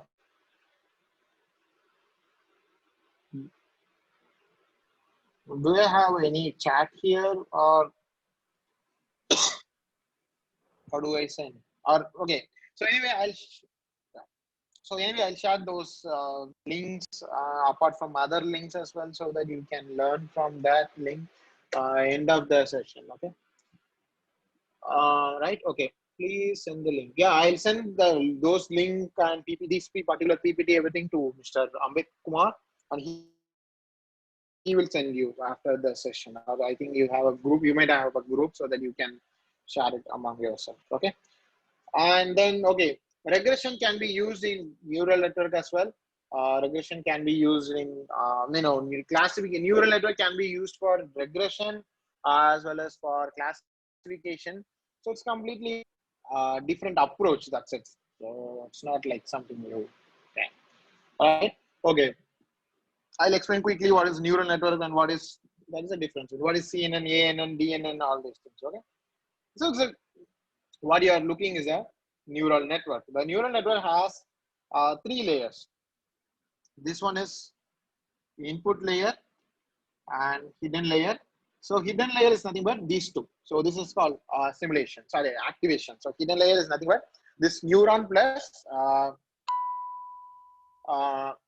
activation. Okay. And the last one is output layer. These are the 3 layers: hidden layers, input layer, and output layer. That's it, 3 layers. Input layer will be 1 layer, which means based on your number of inputs, the number of neurons will be changed, but only 1 layer. Output is also same, only 1 layer. But hidden layer will be changed based on our own requirement. We can have multiple layers like this. I'll show you. Here you can see 3 hidden layers. In each hidden layers, we have 9 hidden neurons. So 1 hidden layer, 1 output layer is a constant for any neural network, but we can have any number of hidden layers. There is no formula for number of hidden neurons as well as number of hidden layers. Okay. And neural network is nothing but very simple. This is how the same input is processed by multiple neurons. Okay. So initially we started with the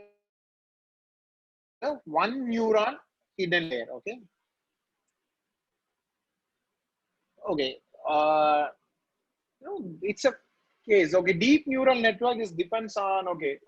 Okay. There is a question like if we use 2 hidden layers, then can we call it as a deep neural network? No. It is that the name doesn't mean doesn't mean that number of hidden layers. The complexity. Deep neural network is nothing but if your algorithm is too complex, then they call as a deep neural network, DNN. Okay.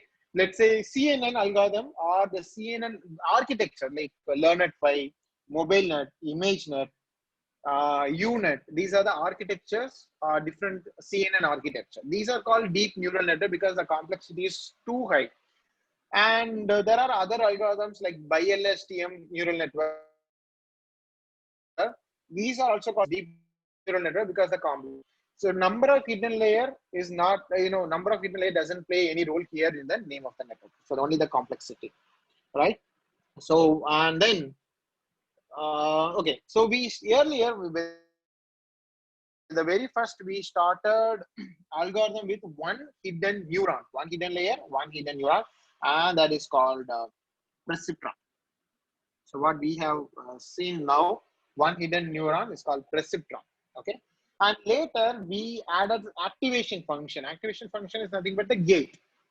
The gate will allow, generally output layer will give you 1 or 0. It doesn't give any other value, either 1 or 0. To send, for that we need one more function that is called activation functions. Okay. So activation functions, these CNN activation functions will be explained later by some other resource person in detail. I'm just giving an overview. Okay. Activation function is nothing but gate. Gate will open if the particular output is greater than 0, which means 1. Output will be 1. The gate will not open if the output is 0 or less than 0, right? So 0. So this is how output layer fires 1 or 0. Okay. So first we started with perceptron, 1 layer, 1 hidden layer, 1 hidden neuron, no activation function. And then we added, the next step is we added perceptron plus activation function. By this, we handle a few issues. Okay. And then we move to MLP, multi-layer perceptrons. Multi-layer perceptron is nothing but having multiple hidden neurons. So I'm just going to see this. This is what multi-layer perceptron, because we have multiple layers of perceptron. That's it. See, same input is given to different hidden neurons. So this is called multiple layer perceptron. That is called multi-layer perceptron. And then we added some more other technologies to added some more methods to update these weights. Initially, the weights are randomly initialized, and then use some certain methods like SGD, gradient descent, stochastic gradient descent to update these weights. By updating these weights, we will get exact output that we want. Okay, so these are the others, some few activation functions. Okay. Okay. Okay. Now the neural network is also called as artificial neural network. Okay. Because generally neural network means our brain's neural network. But we human also have neural network in our head. That's our brain. So brain is nothing but a neural network, right? So to distinguish human's brain and other stuff, they call as a artificial neural network. Okay. So artificial neural network or neural network is same in AI. Okay. And there are different types of data set, right? So image and text. Image is nothing but numerical data set. For image, we use CNN, convolutional neural network. Whenever you see an image data set, we have to use convolutional neural network based algorithms. As I said, the variances of LearnNet5, AlexNet, okay, and MobileNet. These are neural network, different types of convolutional neural network. That means different types of architectures of CNN. Everything is based on CNN. So we have text. If it is a text, then we will use RNN, recurrent neural network. Recurrent neural network. If you are seeing text data, there is no way you have to use RNN, recurrent neural network. The difference between CNN and RNN is feedback neural network, FB. Okay, FB. Whereas CNN is FF, feed forward neural network. Because very simple, you don't guess anything based on the image, previous image, next image. But whereas in a text, you have to complete the sentence based on the previous word. Let's say I. So obviously the next word would be I am, right? So if you have I and am, the next word would be something like praying, writing, eating, doing, working, something else that, right? So the text is completely a sequential data. Text is nothing but a sequential data. So image is not a sequential data. Image analysis is image analysis. That's it. Okay. Okay. So numerical data, you can go with the simple RNN. I mean ANN. You don't need to go CNN or RNN for a numerical data set. You can use a simple ANN or simple neural network with multiple hidden layers, or in a way simple neural network is nothing but MLP, multi-layer perceptron. You can use multi-layer perceptron. Different types of architectures of multi-layer perceptrons are there. You can use that for weather data, numerical data. If it's an image, video, you have to use CNN-based algorithm. If it is a text, you have to use RNN-based algorithm, because text is a sequential data. If it is a sequential data, you will have to use RNN. Again, there are different algorithms, LSTM, GRU, and 3 by LSTM. So all these are RNN variances. Again, it's everything is RNN but different architecture. That's it. Here everything is CNN but different architecture. That's it. Something, right? These are the different algorithms that we use in image, we use in text, and MLP is a generic neural network that we can use it for our numerical data, weather data, whatever you have, right? And the same GitHub repository, you have poem generated notebook, Jupyter notebook. You have a poem generated stuff. You can use that will generate poem. Okay, so on its own, right? You might have heard about Madan Karki, son of Vairamuthu. He's using AI to use write up for Tamil songs, Tamil movie songs, right? So that's how I generated that. I created that poem generator. That a poem based on the Shakespeare reference. There will be some reference. So here I'm using Shakespeare's reference to generate the poem. Okay. And Kanaga Sababadi asks me, how do we use any existing deep learning in our? Oh, very simple. You can use TensorFlow. You can use Keras to use the existing algorithm in your data set. Okay. So you can, very simple. You can, just like that, you can use that. Okay. Yeah, you can use LSTM for a numerical data set as well. There is no offense in that. But I suggest if you use LSTM, which means you are going for some more complex. But your data set doesn't doesn't need that much complexity to process. That's why. If you want more complex, then you can go for LSTM for a simple numerical data set or weather data set. But I don't think so that we need complex for the simple stuff. Okay, right? Any other questions for next 5 minutes so that we can have a small implementation? Any other questions?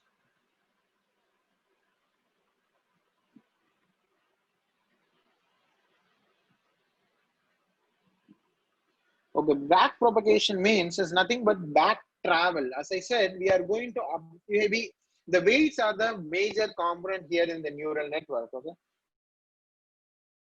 the weights, whatever the C, W. So all these are the major component in the neural network. We have to update this weight based on the result we get here. So to update this weight, we travel from this direction. That's what back propagation, back travel, backwards travel. Okay, so based on this output, we change this weight, and then based on this weight change, we will update this weight change. So for this purpose, we use calculus, differential calculus. So this neural network is working based on differential calculus. Right. Next question.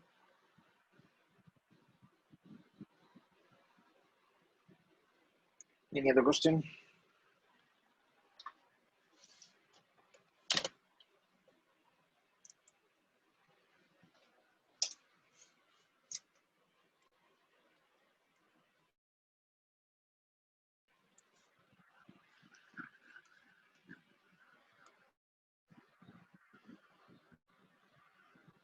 Anything else? Any other questions?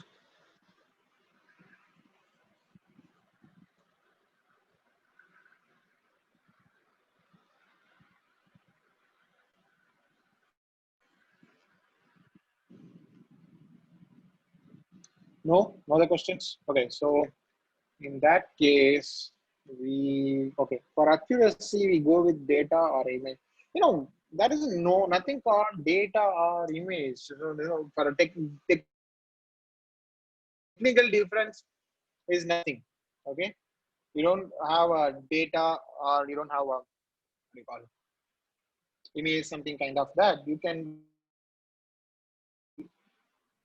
it's everything is a data set. That's it. So if you want, you can go with numerical based or text based data set, or if you want, you can go with image based data set.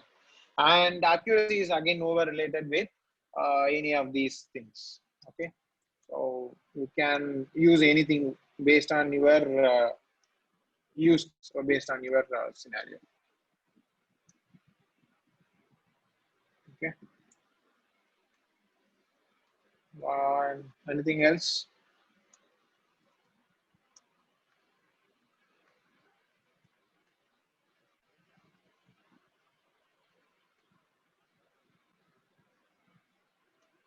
Anything else? Anything else? Okay. Is it possible to convert image into data? Of course, you can convert image into data. There is no problem in that. You can do. So yes, of course, you can do it.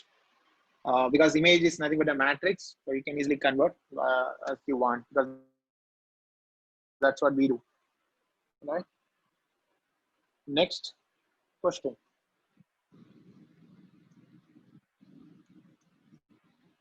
How the weights are assigned? Initially, it's based on random stuff. It's a random cases, and later they update using differential calculus. Okay. Next.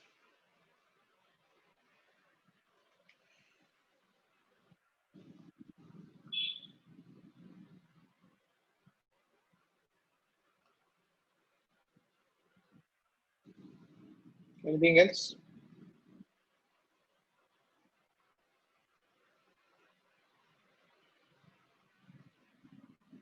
I think okay, fine. So you can connect with me if you want on LinkedIn. Okay, so you can connect with me on LinkedIn. So this is my profile. You can just ping me if you want any issues. If you want to discuss with me anything, or if you want me to help you in your research or whatever you want, you can just ping me over there. Right. So that's my LinkedIn profile. Right. So okay, all the algorithms are based on formulas, sir. How to understand the formulas? It's not understanding the formulas; it's understanding the working of mathematics, right? So it's there is no. If you ask me, I don't think there is a formula for everything. It's a simple analysis, right? We might have studied a list of formulas in differential and integral calculus, but if I say there is zero formulas in integral and differential calculus, what do you say, right? And there is no formulas. It's a calculation. It's just a understanding of data. That's it. There is no formulas, and you don't need to understand the formulas. You have to understand the can't understand how differential is working, how integral is working. Only then you will understand these algorithms. But to answer to your question, there is no formula, right? Okay. So having said that, I am closing this Q&A. Now I am going to implement something else, right? I'll stop my screen. So yes.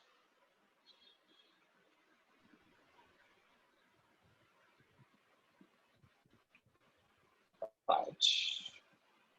So I think you might have installed Jupyter Notebook. So I'm going to use same Jupyter Notebook for this session. So I'll just quickly now I think I have two more questions again. Okay.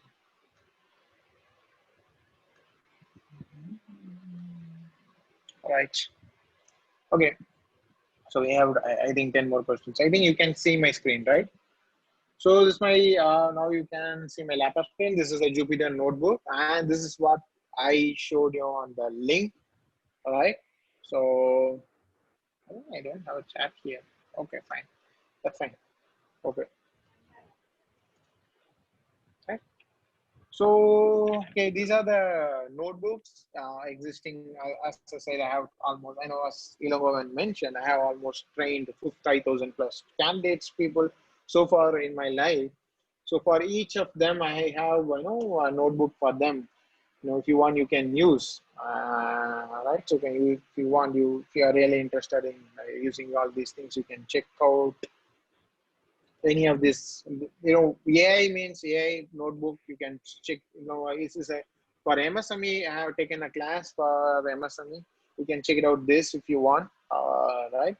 But now I'm going to create a new notebook for you, right? So Panimalar FDP. So you can later check it out the same notebook.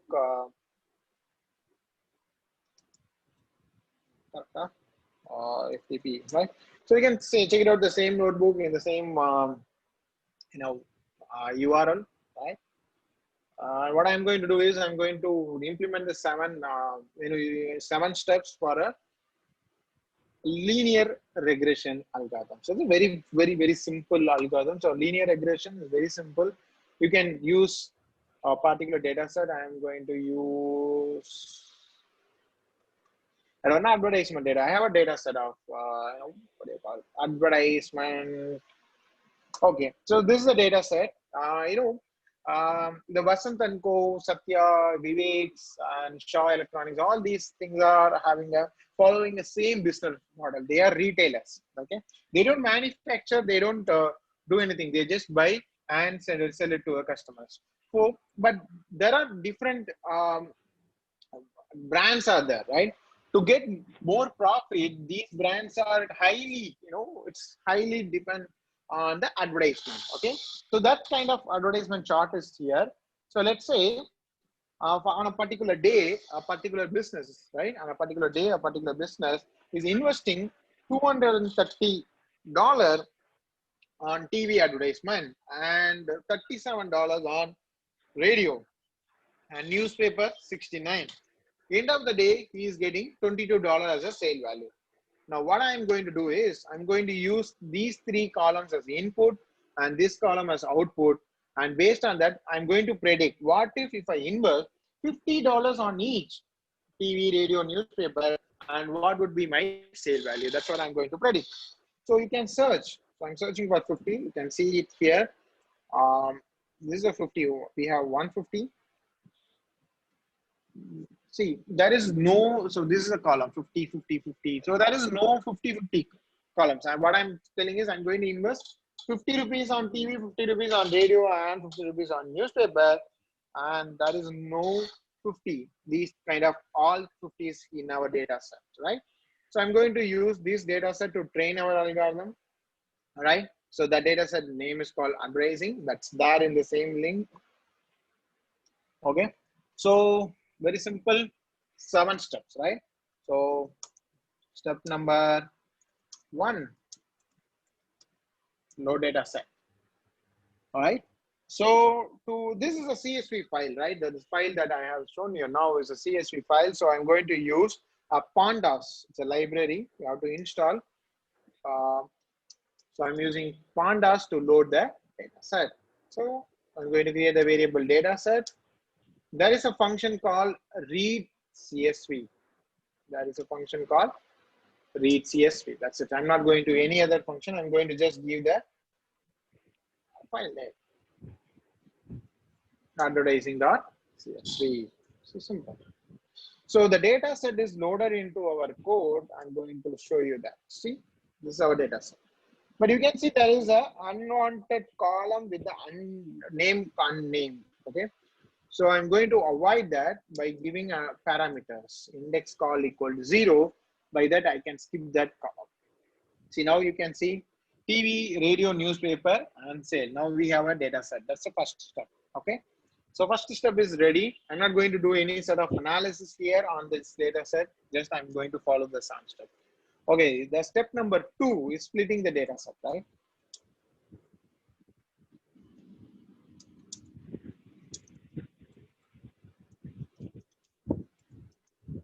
Okay, so again, for this, I'm not going to do anything manually. What I'm going to do is I'm going to take use sklearn library. From sklearn, there is a function called model selection. In that we have train test split. We have train test split. Okay. So which is going to split the data set into train and test. So before that, okay. So the training data, right? The model will split the input as well as the output. So before that, we have to split the input and output. So I'm going to take X as input. What are the columns? TV, radio, newspaper, all these columns are our input. So I'm going to, okay, so I just copy this my data set of, and Y is nothing but data set of sales. Okay, so you can see now X is our input. Okay, only these three columns, and Y is sales. That's it. So this train dot split will split the train input as well as output. So I'm going to take 4 variables: X train, X test, because the X will be split into 2, train and test, and Y train, Y test again for output. So now train dot split, I'm going to give X comma Y and test size. As I said, I'm going to use 70-30. So 0.3. So means 30%. Now you can see the data set shape is the original data set. 200 rows, 4 columns. Okay. Now X dot train dot shape 140, which is a 70% of 200.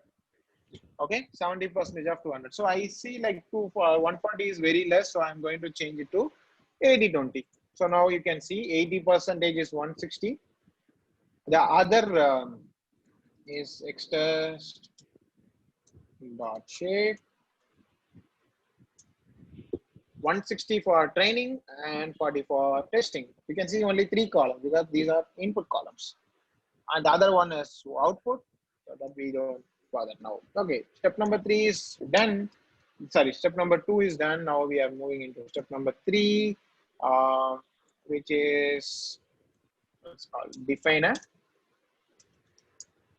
model. Okay, so what is a model? So model is a variable. What's our model here? Again, I'm going to use a library. What's our library? sklearn. From sklearn,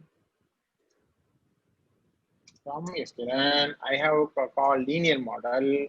Import that, I have all the algorithms. So you can see linear regression, logistic regression, right? You can even see lasso. Lasso is lasso regression.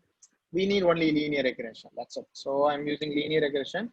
But you can see I'm not going to send any data into that, any parameter, which means there is no validation here. There is no tuning here. Why no tuning? Because no parameters. So actually we have to send some parameters. You can see that here. Sorry, these are the parameters. Okay, these are the parameters you have to see. So I got all these things from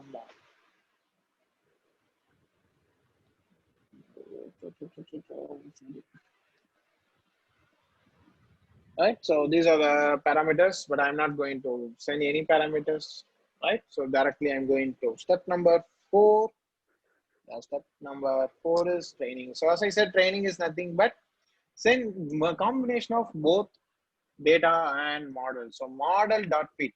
So these 7 steps is very same, and you can have the same variable for any other. If you change linear regression to logistic regression, okay. But this step is very much same. Step number 4, step number 6, all these are same. So fit is for training. What are the training objects? X train, comma, Y train. Since regression, this is a regression case, right? Because we will get new values for everyday input. Okay. So, okay. So model dot fit. The training is done. Okay. As I said, no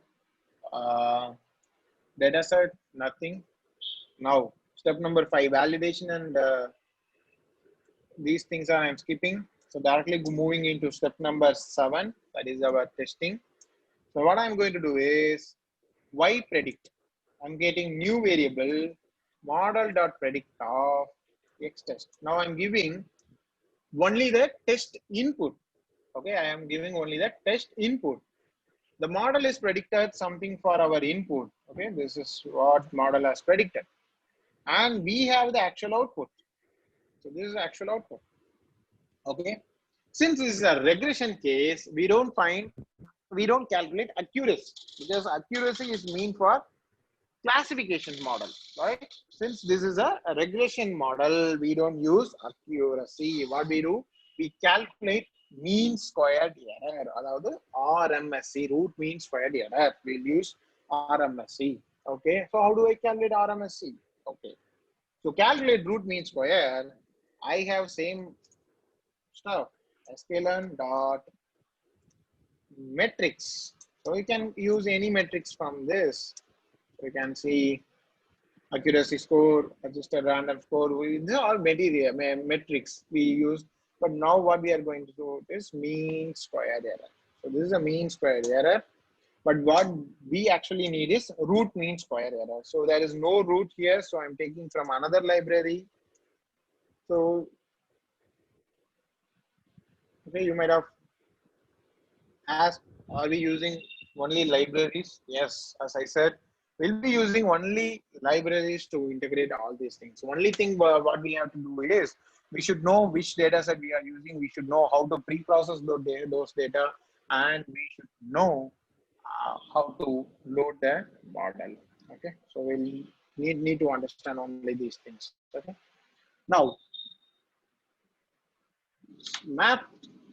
That's what's RMSE. So I'm taking new variable RMSE is equal to square root of mean square error. So because mean square error will give some value, I'm taking square root for that value. That's it. I'm just sending the original and the predicted output.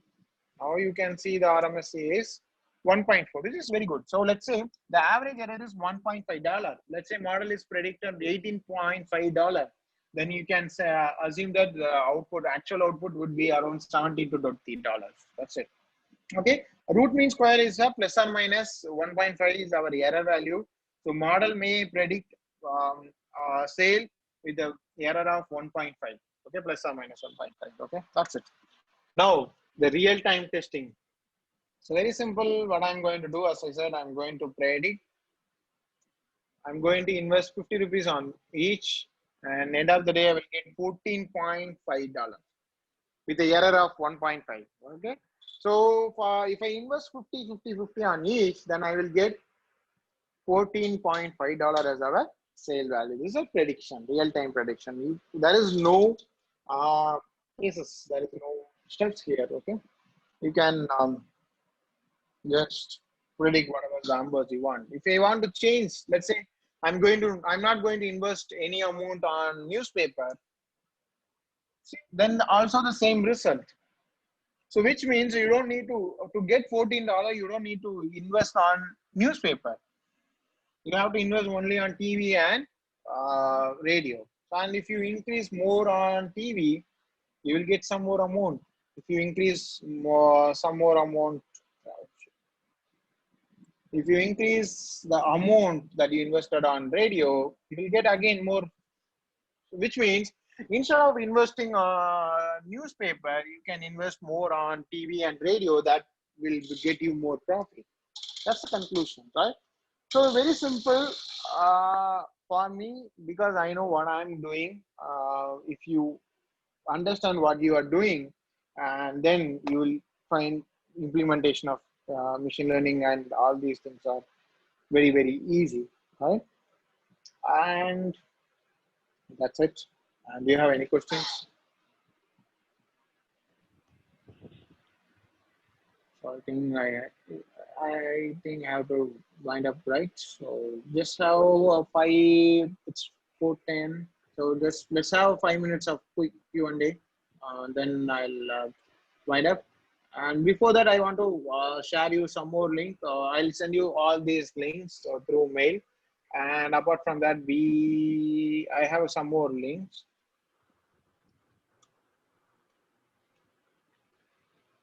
Okay, so maybe I'll not going to give you all these things. I'll give few more. This. Okay. I think these are the links. I think it will be useful for you. Like the first thing, very easy. You can remember this link. You don't type www on these links because it's a redirecting links. Okay, you don't get. It will redirect to the actual page. Okay, the first of the link is very simple. It's bit.ly. Okay, bit.ly. Only the last slash, that too AI caps. Okay, AI cheat sheets. Right, cheat sheet is for it's a quick understanding. If you want to understand all these libraries like pandas, sklearn, keras, TensorFlow, then you can find the first link will be useful because that link has some 20 to 30 cheat sheets, which is a easy representation of all those libraries. And the second link, AI_material, where you will find 10 to 15 books, textbooks. If you still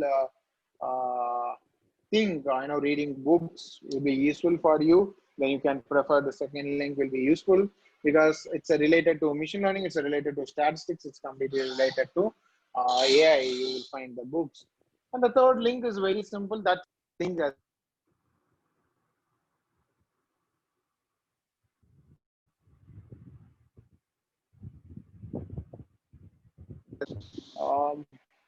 that's it.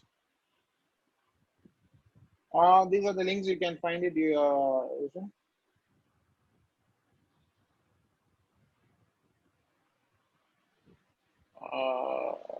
Any other questions? So quickly, we have 5 minutes of question Q&A sessions. Okay, so you can contact me through LinkedIn. So if you want anything, okay.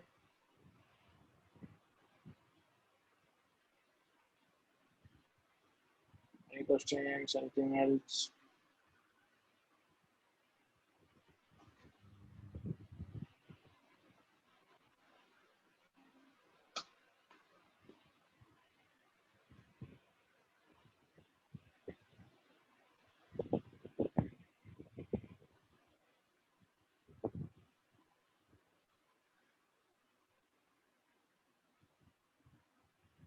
Okay, no questions. Okay, shall I wind up then?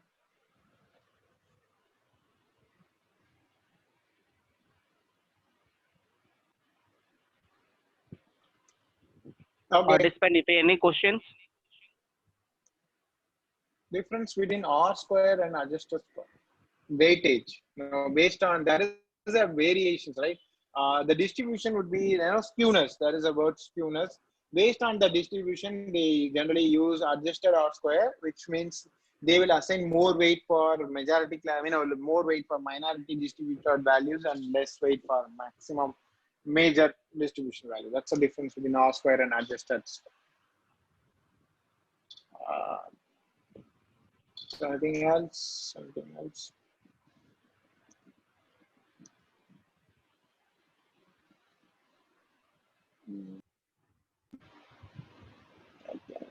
Okay. Okay. Okay, Sir? fine. So yes. Okay, thank you very much, sir. It is very useful and interesting class. Not only me, all the participants should understand what is the machine learning and what are the machine learning algorithm and how to implementation of the machine learning algorithm. It is a very simple manner. Once again, thanks for making this session successful. Thank you, sir. Thank you very much. Okay, thank you and thank you all. So let's say we'll meet soon if we get a chance. Anyway, thank you. Okay, sir. Thank you, sir. Thank you, participant. Thank you so much. Thank you so much. Bye bye. Take care. Sir, I close the session, right?